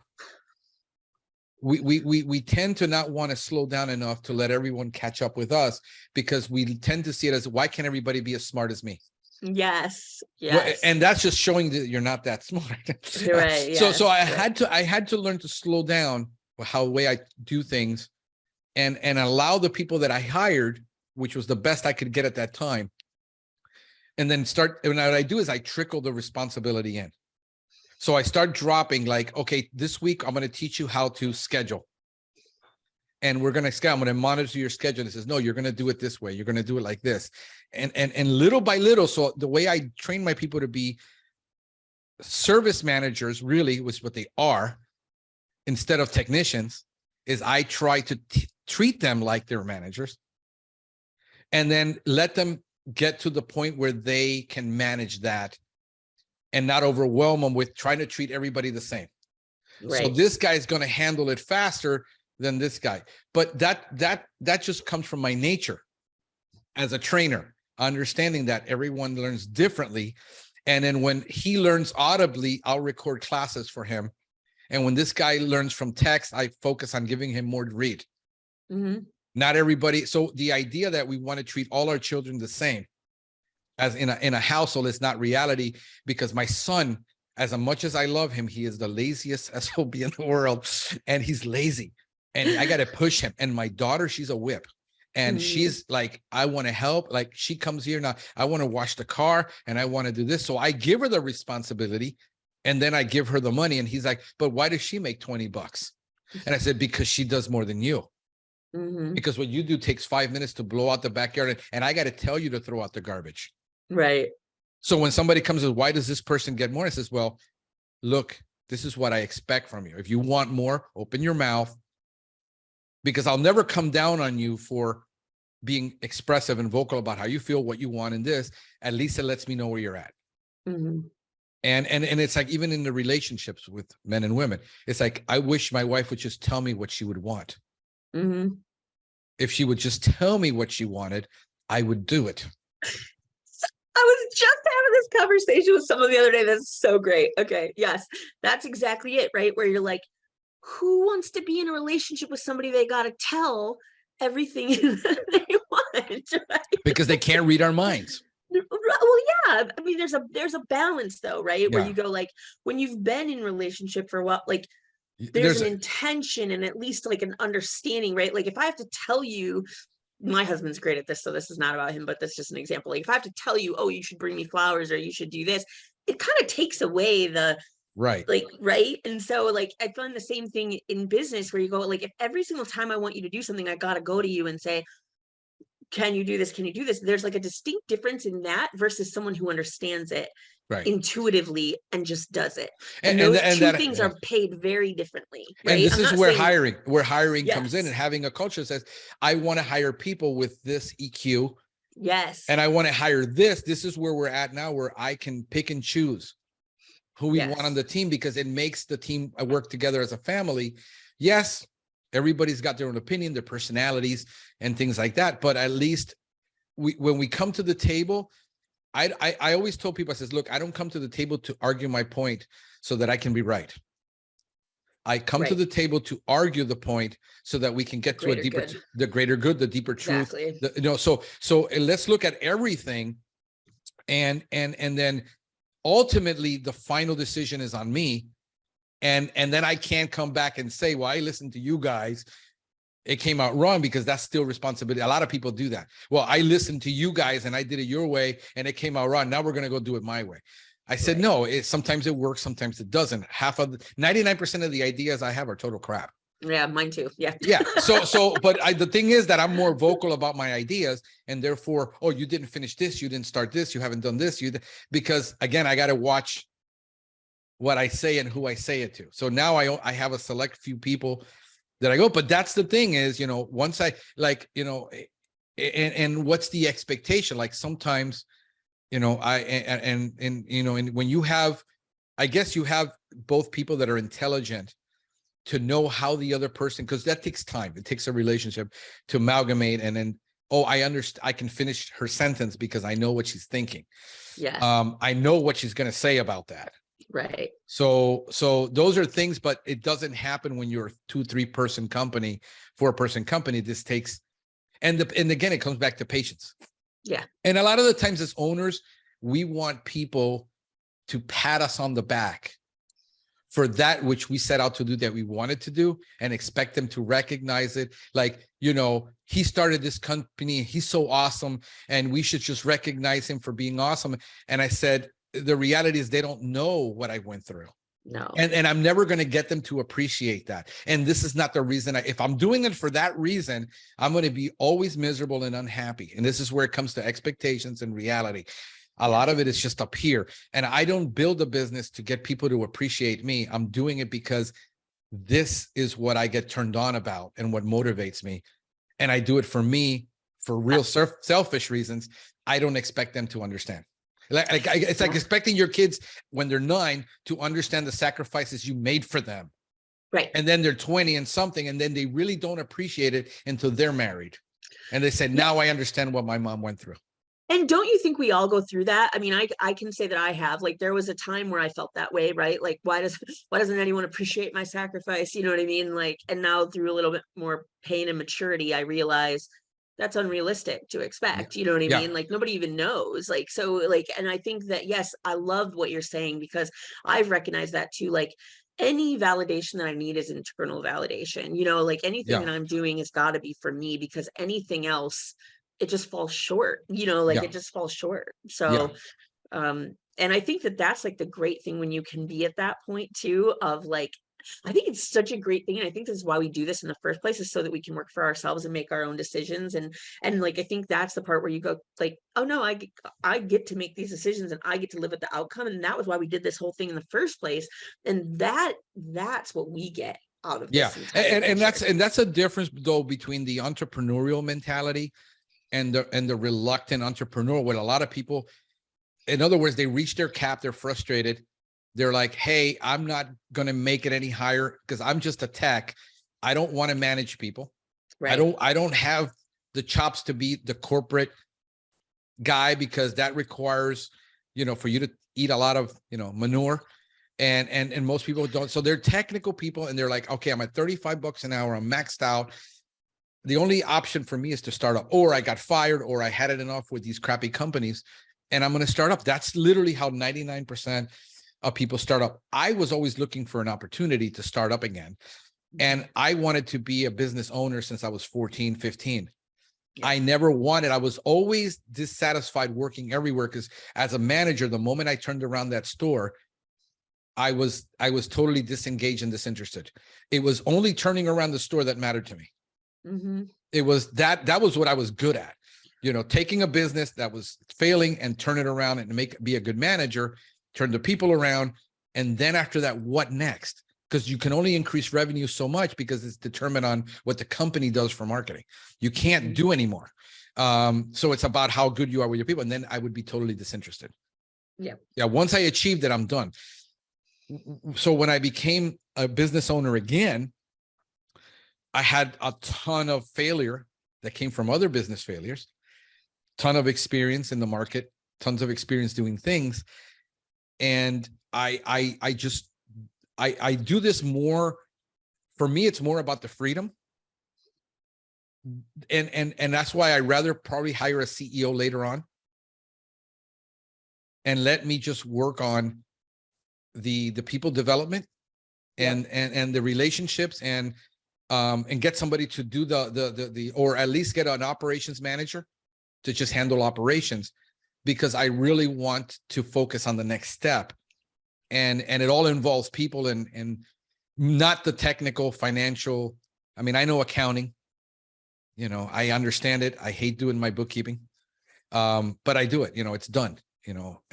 But you know, those are the things that I'm looking at, is how do I take this and which direction do I go, which I'm always torn, is do I continue to build it with employees? Do I now get a partner, or do I franchise? I mean, those are my three options. But here's what the beautiful thing I learned over the last 2 years. I learned a beautiful thing through a lot of heartache, on a ton of heartache, that the more I got to step away from the business, because I literally became the chronic fatigue was so bad that I spent 3 months where I basically did not get out of bed. I mean, I got burned out, like emotionally, I was just done. Yep. And I learned that if I stood away and nothing broke down. Nothing. I mean, I had my guys, you know, again, I have great people. Right. And I said, guys, you know, again, I'm not going to focus on growth. I'm not going to focus on this. Right now, I'm just in a position where I need to maintain. Let's not lose any customers. Let's not do things that are unnecessary to spend money. We were in COVID. And through that whole 2-year process of me recovering and getting my mental, my emotional, physical state back together, I actually made more money. Yeah. I got more things done. This idea that we have to just control everything. And I am told constantly that I'm a control freak.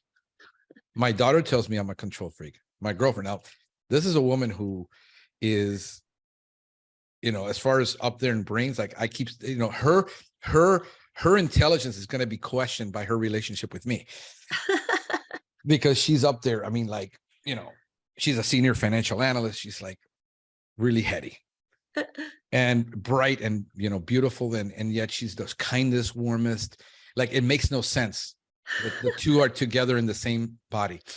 But I learned that the more I step away, which I've heard this from a lot of people and coaches, you need to step away. You need to get out of your own way. The more I do that, and the more I put the responsibility and hire the better people. And it is a process because I had to fire many. I learned that I do better because I can now do what I'm called to do. And then I'm realized that I don't want to be so much a business development guy. Yes. I am good at sales, but I thrive on it, but I was a corporate sales guy who did B2B. Mm-hmm. This requires a whole different, and I'm good at it, but I can close big deals. But if I can get a sales guy now and get myself out of that way. Yeah. Everything that I can find to get to do what I really enjoy. Like Pete said, one of the profound things he said, the most important thing he said to me that I took out from that was my number one job now is to make sure people are happy. Yes. I think that is because he was unhappy. We don't get to see the unhappiness right when we're going through this process, and it's all superficial. It's Facebook, it's Twitter. We don't get to see where people are just unhappy for long periods of time, and they throw about throwing in the towel until they have a paradigm shift that says, oh, I can turn this around and do it this way. Right. And then they start enjoying themselves again. I enjoy doing a lot of this analytical work, but I enjoy being with the people. I enjoy the training. So I'm getting to do the more. So this year, phenomenal numbers, in spite that our SEO tanked, in spite that they trashed it twice, in spite that I am no longer in the field, mm-hmm. in spite that I gave control of the scheduling. Is that I could never do that because they would hose it up. People, I can't give all that responsibility to my people. They're going to hose it up. Well, I only have 2, and most people have a hard time enough with 2. Right. But I only have 2, but now I gave them a 6% raise mm-hmm. to handle that responsibility. And I told them, I says, yes, you realize you schedule your own time, but now all this is on you. And it still required coaching, and it still it required the push, and it still does to this day, where I say, hey, look, bro, you went 11 stops behind this month. We need to, what happened? Right. But on a weekly basis on Monday, I will get in there and I will say, hey, listen, you're 3 stops behind. What happened with those 3 stops? Mm-hmm. Oh, no, the people, they were doing construction and we couldn't do it. I just want to know what happened with the stops. Right. Okay, that's great. Let's get them called and let's get them on the schedule so we don't, so all of that, hey, this contract was put in wrong because I'm letting him do the sales work. One of them, I'm letting him do his own sales because he wants to make money, but he has to get the contract right. Yep. So it's constant coaching. And that's where I have the patience to do that with people. But this takes time. This is the slow barbecue route. This is not the quick grilling. I don't, I enjoy a good steak, but the barbecue is where I'm at. So it's so interesting that you're saying that, because I'm going through the same shift and had the same realization. That was the great thing. We went to Puerto Rico for Christmas, and that was it was great. And that was the awareness that I came back with, is I should have no tasks. I have people in place who should have all the tasks, and I still have a few, and I still have to coach through a few. But really, like what you just said is so wise, of like, I, up to this point, because of the big growth that we've done, I haven't had the patience because I need it's like, I need to get. And so, so that is the shift that I'm making this year, where I'm like, I'm going to be the patient coach. Like, that's the seat that I'm going to take. I really love everything that you were saying before that too, because I too have experienced burnout. It was not, I don't ever want to do it again. It took so much to come back from, that I really am careful about not doing that to myself again. Cause you know, as much as it sounds great to just work through all the way, it's society thinks it's cool because they aren't feeling it. Yeah. And it does take a very long time to come back from, even when you want to desperately. And I think that that's like, yeah, you're like, dude, I need to get out of this. And you just can't will yourself out of it. It's like, it's different than depression, because I was never Yes. depressed. It was just let me put it to you this. It came down to the cellular level. I started doing a lot of digging. My mitochondria got so screwed up, I had to biohack it with aminos in order to get my energy, where I literally would be working 1 hour a day. I had no more energy than that. And people are like, "Are you depressed?" I says, "It's not depression. I have all these goals and dreams. I'm trying to sit here in front of this computer, and I can't even write 10 words." Yes, My exactly. the brain fog. Yes. It's like waking up every morning with a hangover. Yes, exactly. And I didn't even drink. Yes, exactly. It's debilitating, because you get, with me, like fibromyalgia for women, it's chronic when they get stressed out and they burn out, and it's usually becomes lifelong. This is why they need to protect against it. It becomes a lifelong thing where you don't recover from fibromyalgia.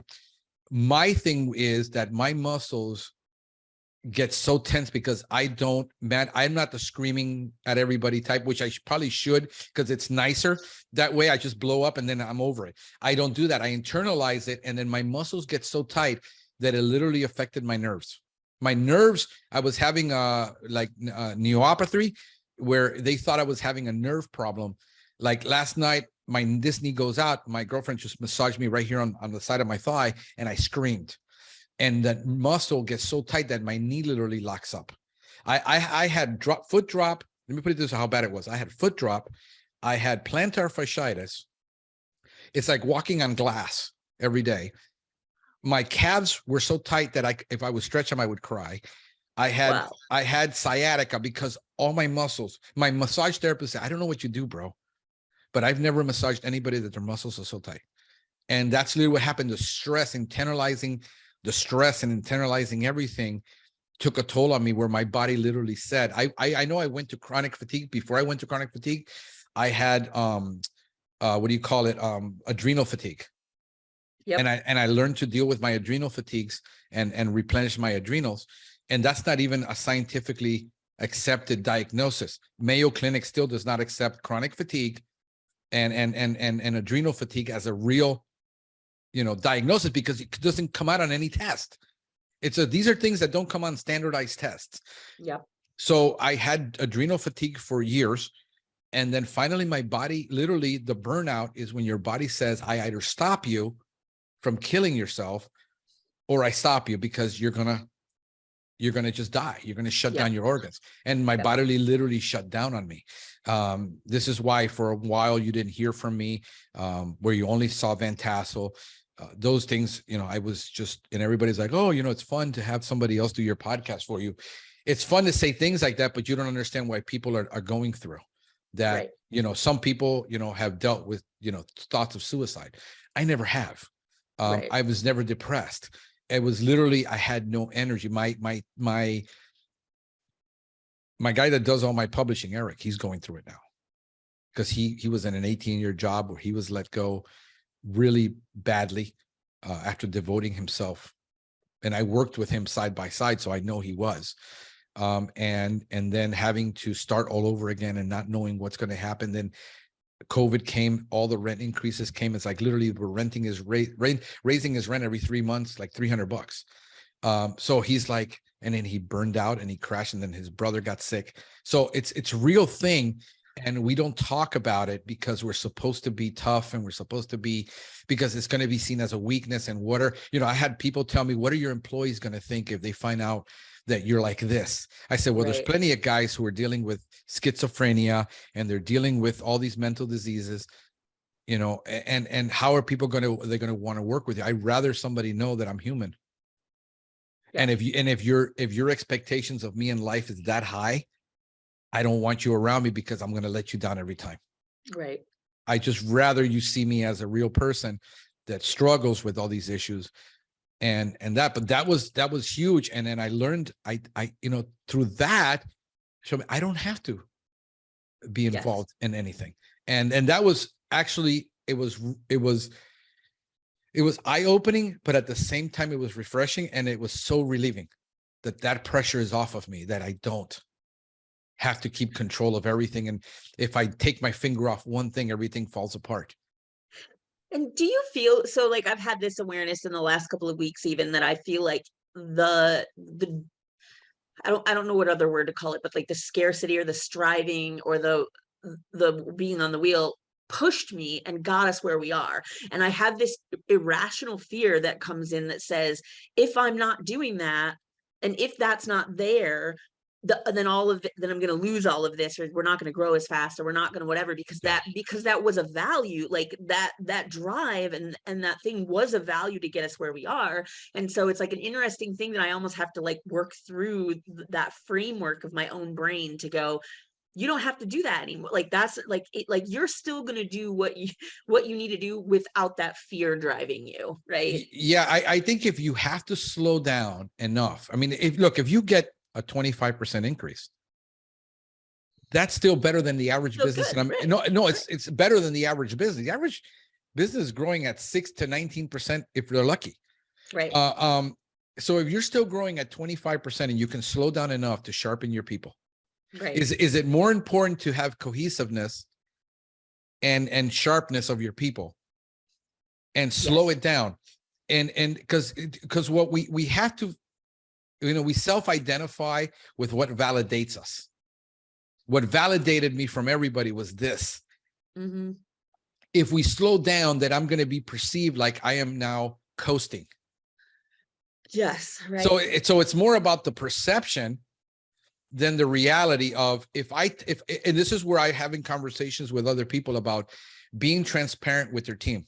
Mm-hmm. I said, you need to bring your team in on everything on these meetings and say, guys, here's where we've been for the last, here's the toll it took on me.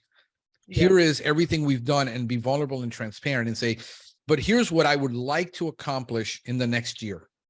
I would like for you guys to be better. We're in a position where some of you can move up into management. Can we focus on slowing it down a bit so that we can train, sharpen the axe to be better in the areas that we're lacking, and identify, can you do a SWOT analysis? Yep. And see, where are we weak? Where are we strong? Where are we vulnerable as a company? And get with your, smart management team and say, this is where we want to focus on this year. I'm going to be taking a different role and use it also. If I'm taking off the role, that means there's room for other people to come up in the company.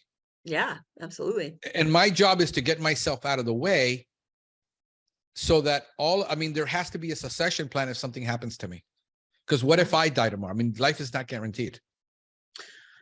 I listened to a video, a vlog one time too, that talked about, like, if you are in those positions, you'll undo them, right? Like if you try to grow into another role, but you're still constantly meddling in your prior role, you will actually unwittingly undo your own growth, because, which is absolutely true. Like that's absolutely true. And so it was saying the way around that is to have a compelling vision for what you're supposed to be doing, right? And so I feel like that's kind of the part too, like back to like what we've been talking about today is like, what is that? What is it that you just love to do and would like is your sweet spot and is the thing that you absolutely should be doing? Or even if it's development of like learning about SEO or learning about certain tactics or learning about certain things, because I think you have to have something. I think you have to have a vision for the company that the people can understand. In other words, scripture says, write the vision and make it plain that anybody who walks by can read it and understand it. Sometimes the vision is so convoluted, nobody knows what the hell you're talking about. We need to have a clear vision. So if we have a clear vision, okay, how are we going to get here now? Now we develop the strategy and then who's going to do the tactical work to make all this happen? And it trickles down. If you get yourself out of the way to where you're like, okay, this is where we're going this year. And some people want to have like a 5-year vision. The problem with employees, they can't think 5 years out. Right. You got to say, let's do it this year. Here's our goals for this year, guys. We would like to get our KPIs here, and they're here. Can we improve this 3%? You know, I remember taking a management course when I was in the glass industry called Managing by the 1%. And it was absurd to a lot of people, but in the glass industry, profits are very slim. If you can cut your expenses by 1% only, and you can increase the price by 1%, it makes a huge difference on the bottom line. Okay. Because it was so trim. If you do an analysis of taking my price from $89, from $59, $69, and just raising it $13, what it does for your gross profit is amazing. Oh, wow. You see, so we're thinking sometimes in these massive steps when we need to take it down to how to eat an elephant one bite at a time. Yes. You need to have the vision. You can't share your whole vision. Right. You can have a 5-year vision and just reveal it 1 year at a time. Mm-hmm. And only your management team that understands that is able to handle. It's like telling your kids, hey, we're going to go to Disney in December, and you tell them in June. For 6 months, your life's going to be unbearable because they're going to want to, like, when are we going? When is June? When is December? When are we going? And God forbid something happens and you're not able to go. Right. Yes. So right. The same way, so I've learned to not unveil anything to my people, only the necessary stuff, but with full transparency of what it's going to take for us to get there. Mm-hmm. And that seems to work a lot better for me. I mean, I remember I built a store that I'd taken that was run down. This was in 94, 95, I think it was. And I got there were no employees. They fired everybody. And I go up and it's, bro, nobody showed up for work. Oh yeah, I forgot to tell, we fired everybody. They didn't tell me. And I luckily I got there, and luckily it was right around the summer break. And I hired 3 high school kids that came in really sharply dressed. They were looking for a job. They filled out an application. And I said, I called the office. They didn't even find me a candidate. I got 3 candidates. I'm sending them all up to get drug tested and everything. And I built up that store to profitability with 3 high school kids. Wow. So when people tell me it can't be done, I talk a lot of things, but I mostly do it to get what people are really thinking in their heart. And I jab at them to get what they're really thinking. But I know, because we built an entire television program that went national, and all the camera kids were 13 to 15-year-olds. Wow.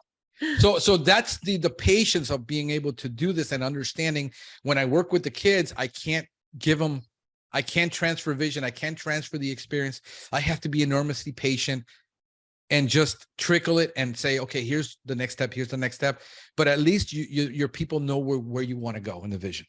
Mm-hmm. I think that's the most important thing, is that your transparency is we're changing as a company. We won't be the same company when we're 30. Right. It's just simple laws of complexity that people don't understand math. Right. And just laws of complexity, and you have to break it down. But can we at least build a foundation for the next group of people that are coming in and joining us, and making it better for them? And that's where the unselfishness is. Yeah, but we had it so hard. We took it out with you. We slugged it out, and now these guys have it easy. And I said, this is the same thing we want to do for our kids. Right. Yes. Exactly. We want to make life easier and better for everybody. And some people will not be with you through that transition, because they will say that's, they're being totally selfish and self-centered and saying, I don't want to be part of this because I'm going to go do something else because, I deserve more. God love you. But that's just, I think that's just it is you slowing down enough and not, I feel guilty that I am not achieving things as fast as I think I should. I am like so impatient with myself. Yes. Because I'm driven. Right.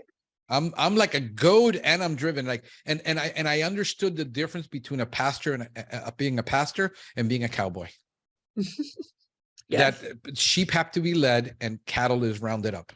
Mm-hmm. And do you want to be rounding up cattle, or do you want to have sheep? You got to choose to be one or the other. That's brilliant. Love that. I had to learn that I had to be, and the sheep will always listen to their pastor. If people aren't listening to you, you're either a bad pastor or they're bad, they're not a sheep. Right. You got to identify which the two are. So when you say you're a leader and nobody's following you, you're walking alone. Right. As John Maxwell says, so you see, so but I get it. You look at it from one way, I look at it from ministry side. And I said, how can I lead people to better pastures, greener pastures? Those that don't want to come along, there's nothing I can do for you. I can't help you. And I don't struggle. But me personally, it's like, dang, I should have been here. I should have been there. And the circumstances in your life, a lot of times, death happens. Nobody plans for that.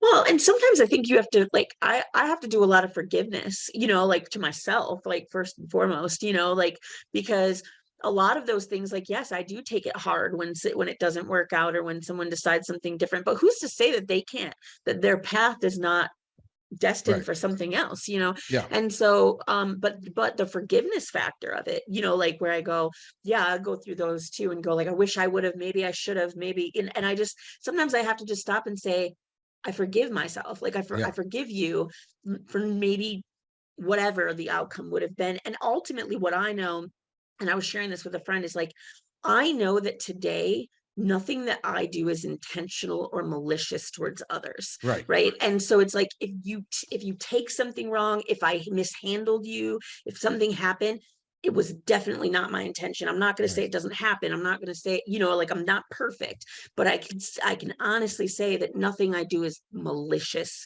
to inflict pain onto other people, And so I think when you walk away, you just go, we just did the best that we could. And also there's great wisdom through experience. And so when I look at even all the employment relationships that didn't work out since we've been in the last 5 years, I go, man, the wisdom and the experience, because then when it shows its face again, I get to do it differently. How many people have you lost during this whole transition?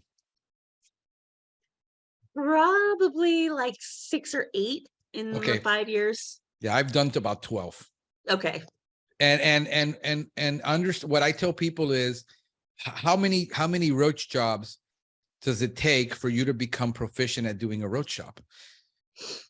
Okay, now think about this. You've never done a roach job. How many are you going to mess up or work at until you get it right? This is the same thing with hiring, except hiring has an emotional component that the roach job doesn't.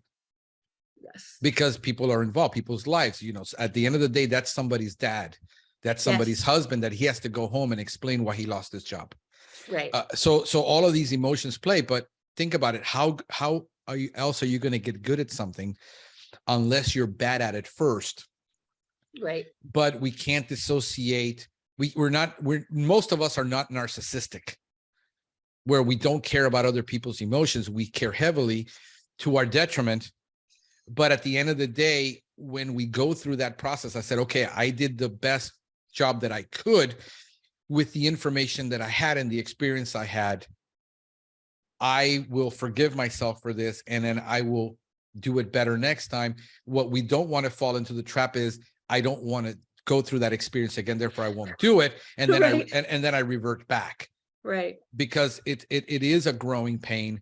It is emotional. Some people just, they fired themselves. I get that. That's easy to say. Yeah. But it doesn't take the sting away. No. If you're human and if you care for people.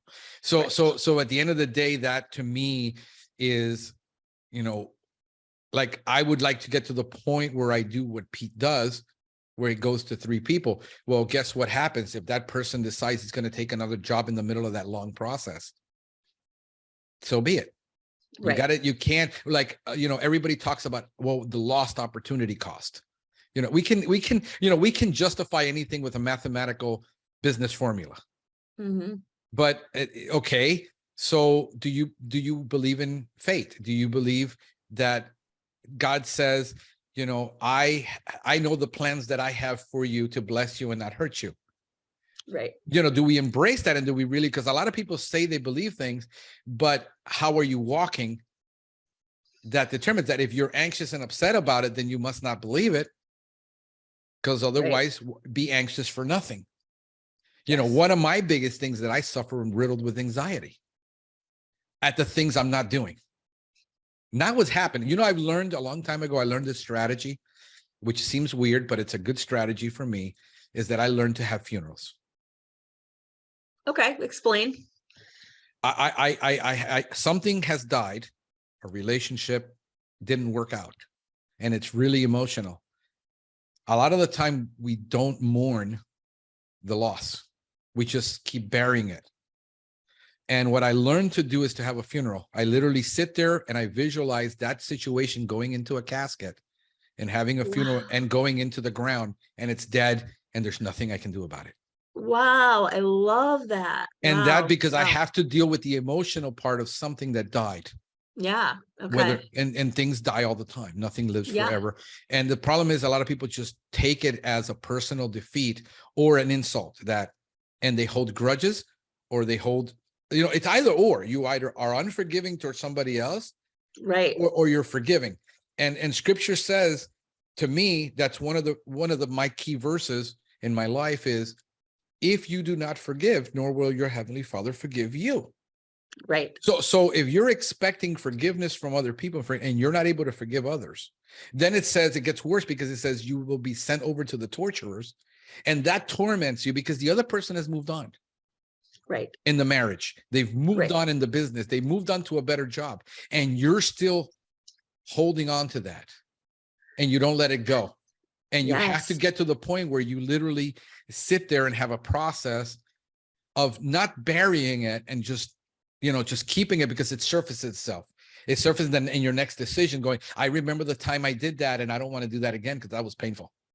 Instead of saying, let me just look at, so I learned to have a hiring process, and I based it, like I talked with Peter, says all of your our values, all your values are traits that are soft skills. He translated soft skills into values.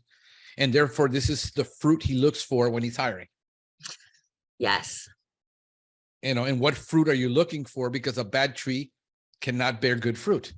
Don't you agree though, too? Like, this is what I've noticed is, like, people who are going to look at Pest Pros and value what we have are very specific people who share the same values. At least that's been my experience, because they look, if you have a different value system, you're going to look at us and go, yeah, no, you know what I mean? And so I think that that's been the greatest thing, is almost in this thing of it's become easy, because if you're looking at us and how we operate and you're valuing it, it's like kind of an automatic that that's how you're going to value it, right? Like, and I mean, not in all ways, that's different for people who come to us. When we've done a lot of hiring in the last year with people who've come to us, we haven't gone out and, because how many of those are referrals from like existing employees and people that know you? Yeah, exactly. Because they say this is a great place to work. We love it here. And they know people that have similar values, because birds of a feather flock together. And that's how you start building that synergy. I mean, that's what literally the synergy is, where you're no longer having to expend so much energy in getting out of atmosphere. You're at a place where, hey, your mission isn't over, but we're no longer trying to get out of the atmosphere. Now we're in the stratosphere, and it's a lot. It's delicate work, because we make a mistake, everybody dies. Right. But we no longer have to expend all the energy. And, you know, that's like when with now that I'm 50 and in a relationship, and I actually had made a list of what I wanted in a woman. None of those were physically attracting things like when I was 20 something. I wanted certain things that were very specific. The funny part is she had a list too. Yep. She had made a specific list. And when we lined the list up, it's like, you know, 9 out of 10. That's amazing. Yeah. So I think when you align your values, where that intuitiveness of fruit, let's look for fruit, and we say, what do you want? Have a genuine conversation. What do you really run out of your career? What do you want? And being honest with them and say, listen, what you're wanting, we can't offer right now. Right. It has nothing. We can offer you the money, but you're going to be unhappy here. Right. I would rather not bring you on and let you be somewhere else where you're going to be truly happy, because this place isn't for you. Right. I mean, look at companies like Zappos. You know, there's this culture, and look at Chick-fil-A, Yes. and In-N-Out Burger in California, Hobby Lobby. These are all companies that have, and people will say they're cultic. I said, but just remember that there's cult and culture. Right. You can't get away from it, because you're going to have a set of lists that are non-negotiables. Right. And it's cultic. And if you wanting to have that culture, you can't waver it for somebody else and then allow them to poison everybody else in the group with their way of thinking when it doesn't align. It is not about getting people that are robotic, because we're already complex. Yes. Human beings are emotionally, mentally, physically, we're super complex. It's, can we get it right on these 10 things? Yes. Can we agree on this? And then everything else we'll discuss. These are not negotiable. Yeah, there's, hi, Cleo. Oh, how cute. Yeah, I've seen her in all the pictures. So I think, Maria, that it's extremely difficult. This is a lot of work. It is. And I would wish that more people would, and one of the reasons I'm having these open conversations is because every business book that I read is on a level of a corporate. I have built, a multi-million-dollar business. And yes, these little glimpses along the way. And now we're super successful. We're thriving. And, we did it in 3 years. Awesome. And then nobody really understands, or it can't relate to the guy. No business book out there relates to the guys really starting up, because everything is like, you're a tech company. You're building an SAS. You're building something that is scalable. The problem with pest control is not scalable, because every time you increase your income, you're also increasing your expense at the same time. And you're trying to keep that 5, 10, 15% margin. So it's not scalable. Scalability is when you take the business where I went from 100,000 downloads to 1 million downloads, but I didn't have to hire anybody, because downloads are virtually free. For a company to get to scalability, it only happens really. This is why we can create so many billionaires in tech. We can't create billionaires in pest control. Right. Because it's not scalable. And we're competing against something that is not new, it's not exciting, it's not sexy. It's almost like buying insurance. Nobody wants to buy pest control. Right. People buy it because it's like insurance. Nobody says, I enjoy paying my insurance bill every month. Right. So if people would stop comparing what they're reading about business and try to be all this business guru like, where you're rehashing the same trash that I can go back 50, 60, 70 years in business books. Yeah. And we're still regurgitating the same things. It's just we have a new cover on it. Yeah, Paul talks about this all the time. Like, the fundamentals are the fundamentals. Like, fundamentals. You can repackage them. If you read Drucker, we had this conversation. You asked me, who Drucker is? Like, yeah, I know. I was studying Drucker when I was in college. Right. I take it way past Drucker. I am a student of observational scientific management.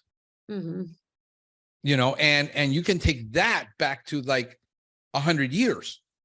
Pest control is nothing more than really scientific management and observational management, where you're watching what people are doing and say, no, you didn't use the technique right. It's no different in surgery.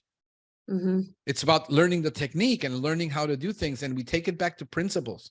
And we have this where we're going to be the next pest control billionaire. It's wonderful. You're anybody who really has the chops for it can do it. Not everyone can do it. Right. And you have to, like, I don't care how much I want to be an NBA star. It's never going to happen for me. Right. I don't have the brains to be a surgeon. I have the dexterity. I'm really good with, like, holding things in place and welding and iron, but I don't have the mind to be a surgeon. So that idea that everybody can be this, and what's being sold to them is the possibility without the probability the illusion without the substance. That's the biggest problem I have with a lot of these business gurus that are coming up, that they're selling an illusion, but not, the practicability. I rather sit down with Paul Bello. I rather sit down with, some of these guys who did start businesses and then sold them, and tell me the reality and tell me the inside workings, versus if you just buy my program, you can be the next pest control billionaire. I mean, I've been listening to that since I was in Amway. If I can just get enough people under me, I can be a diamond in Amway. And, and I listened to all the tapes and all the seminars and went to everything. I've been in this game a long time, and the more I see the book getting rewritten with a different cover. Right. There's nothing new. Even Solomon said there's nothing really new under the sun. We just keep repackaging things, calling it new. And I think that's the detriment to why so many people are angry, turned off, because they bought the tapes, they bought the program, and nothing happened. And it's always on the guru side. It's always, well, the problem is you didn't implement correctly. If you would have implemented, then you would have had success like the other 30 people. It's like, you notice we're in the groups, and I'm not going to keep you much longer because I know you got a lot of things to do and we've been here a long time, but you're in the groups and somebody will say, well, can anybody show me any business that's actually done this? And then there's one, and then it's always the guru that pops this. I have one client that did it. Right. And how many do you have? 12? No, one, because they chose one path and they chose to focus on one thing and they made that their obsession and they were successful at it. It's like Michelle said, you chose one pricing model and one way of doing business, and that's why you were good at it. If you would have chosen 5, you wouldn't have been good at anything. But when people tell me, oh, how many of you have been able to penetrate an entire market with a new construction and own the development? And one guru says, I got one client. Okay, now let's duplicate that. If it's not duplicatable, it's a great story, but it doesn't really help the average person to grow because he doesn't have the strategic sales mentality that it takes to devote yourself and $1 million and pay everybody off. Well, and I think that there's a lot to do with your values too. And that's what I had to learn the hard way, is you have to figure out how you want to do it, because I can listen to how other people do it a million times, and it worked for them, but for whatever reason, it doesn't translate the same, so I think that there's also something about you yourself having to take those things, see what resonates, try things, and then, because even if it was possible for someone else, that doesn't necessarily mean that you can duplicate it. Markets are different, skill sets are different, the customer is different. There's just so many variables. And what I don't want, what I try to let people not fall into the trap is because I don't like that. Right. And not in other words, is it a personal preference or is it a true something that's totally wrong? In other words, because I don't like this as a preference doesn't make it wrong. In other words, I don't like doing but when I started out selling printing, when I was 16, I went door to door to the businesses and I sold letterheads and envelopes door to door. Yep. Some people say I would never do that, but most commercial business is done door to door. Right. You walk into the restaurant and says, hey, do you have a roach problem? And you have a problem. You don't wait for them to call, and they don't have an issue with it. But when it comes to knocking on somebody's door, they have an issue with it. Right. I would never do billboards. Pete is having an enormous success with billboards. I don't think I could do billboards in Miami when 99% of people's phone is buried in their phone at the stoplight. Right. And do it. It might work, it might not, but at billboards are overpriced at $3,000 a month for a billboard. Right. How much can I, where's the ROI? So, I would never, I don't like doing those BMI meetings. Right. They're not for me. Right. And I'm extremely sociable, but I don't enjoy those. So that's what I'm saying. I think that that's the part. And we had a similar conversation even within the business where we were having that conversation, like, is that your preference or does that actually make it wrong? Because even as you're training people and even as you're coaching and whatever, there's a difference between it being your preference and it actually being wrong. Those are two different things, you know? Yeah. And so, and that's hard sometimes to discern, like, and to get people over, to get people over that as well, even to try because things too. it's a lot of self-limiting beliefs. Right, exactly. And then you add self-limiting beliefs to, you know, things that I think are wrong, and we get very highly opinionative Right. about something that it's not even an issue, but I'm highly opinionative about it. Right, exactly. It's like I used to have this all the time where when I started out my faith walking in a Southern Baptist church, you didn't have drums. Mm-hmm. It was frowned upon. You couldn't have drums. It was evil. Yep. Today I go to a Southern Baptist church that it hits you here in the chest every time you listen to music. And people, well, you're going to a concert, you're going to a show.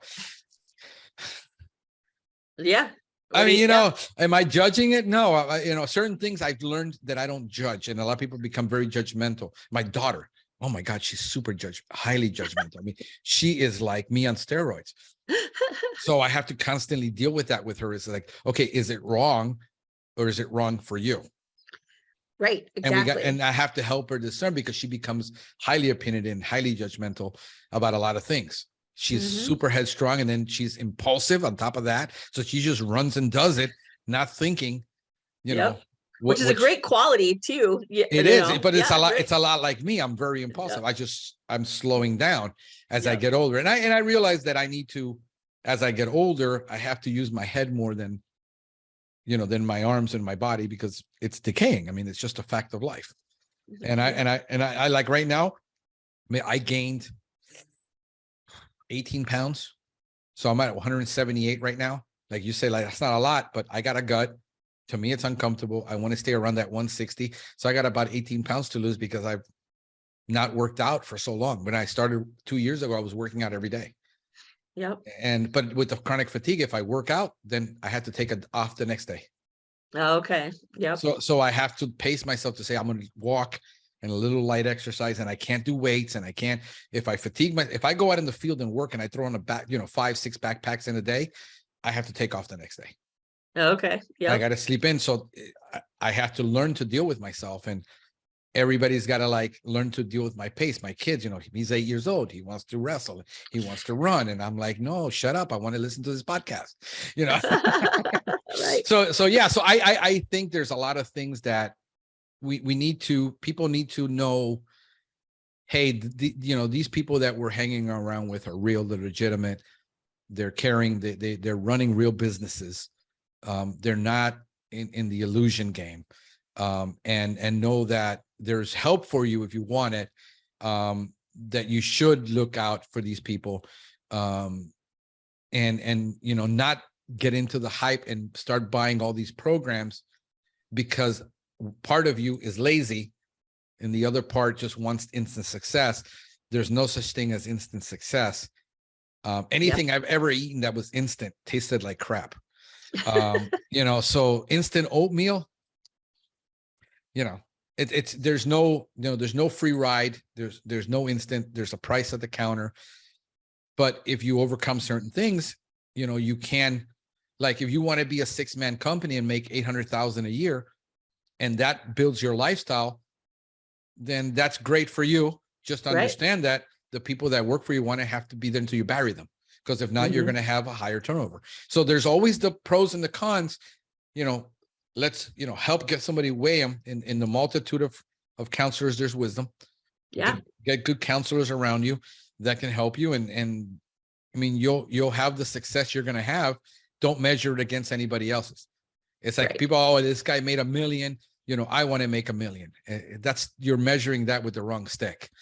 I think comparisons is one of the things that leads most people into bad marriages. You start comparing your spouse to somebody else. You're comparing your employees to somebody else. You're comparing your business. Comparisons just will always leave you disillusioned. Absolutely. They'll mess you up. And that's one of these guys that was listening is still calling me. No, I'm not going to answer you right now. we're about to be done anyway. I mean, is there anything that like we didn't talk about? Because no, I feel like awesome. we covered the gamut, right? Yeah, this has been really good. This has been good. Yeah. And I knew you'd bring a lot to the table. It's been a long time coming. Thank you. Let anybody know, by the way, just call Frank if you want to be on the podcast. I definitely people won't will. come. Like I tell people all the time, just call me. I mean, it's intimidating. It's intimidating. I know. And I say, just come on the podcast. It'd be great. And until I ask them, they're like, okay, I'll come on, you know. Yeah. And they're like, what am I going to talk about? Like the most anxious one was Matt. Like Matt, I love Matt. Yeah, what are we gonna talk about? And what points do you want me to bring? And like, no, bro, you're the expert. I mean, you know what you're doing. You built a 20-person company. You know what you're doing. I just want to know what you did. Mouth is like brilliant. So like, yeah, right. Yeah, you like I told them in the podcast, I said I could walk into a bar and see you three guys, and I would never think you like this look more like a surfer rock band than you look like like business moguls. I mean, it's just. But it's awesome to have people like that and let people see that it isn't the shirt and tie, or it isn't this gimmick, or it isn't that. It's a genuine people doing the genuine thing. I think it's everything is so hyped up, and I don't know. I think simple stuff is steak with salt and pepper is enough.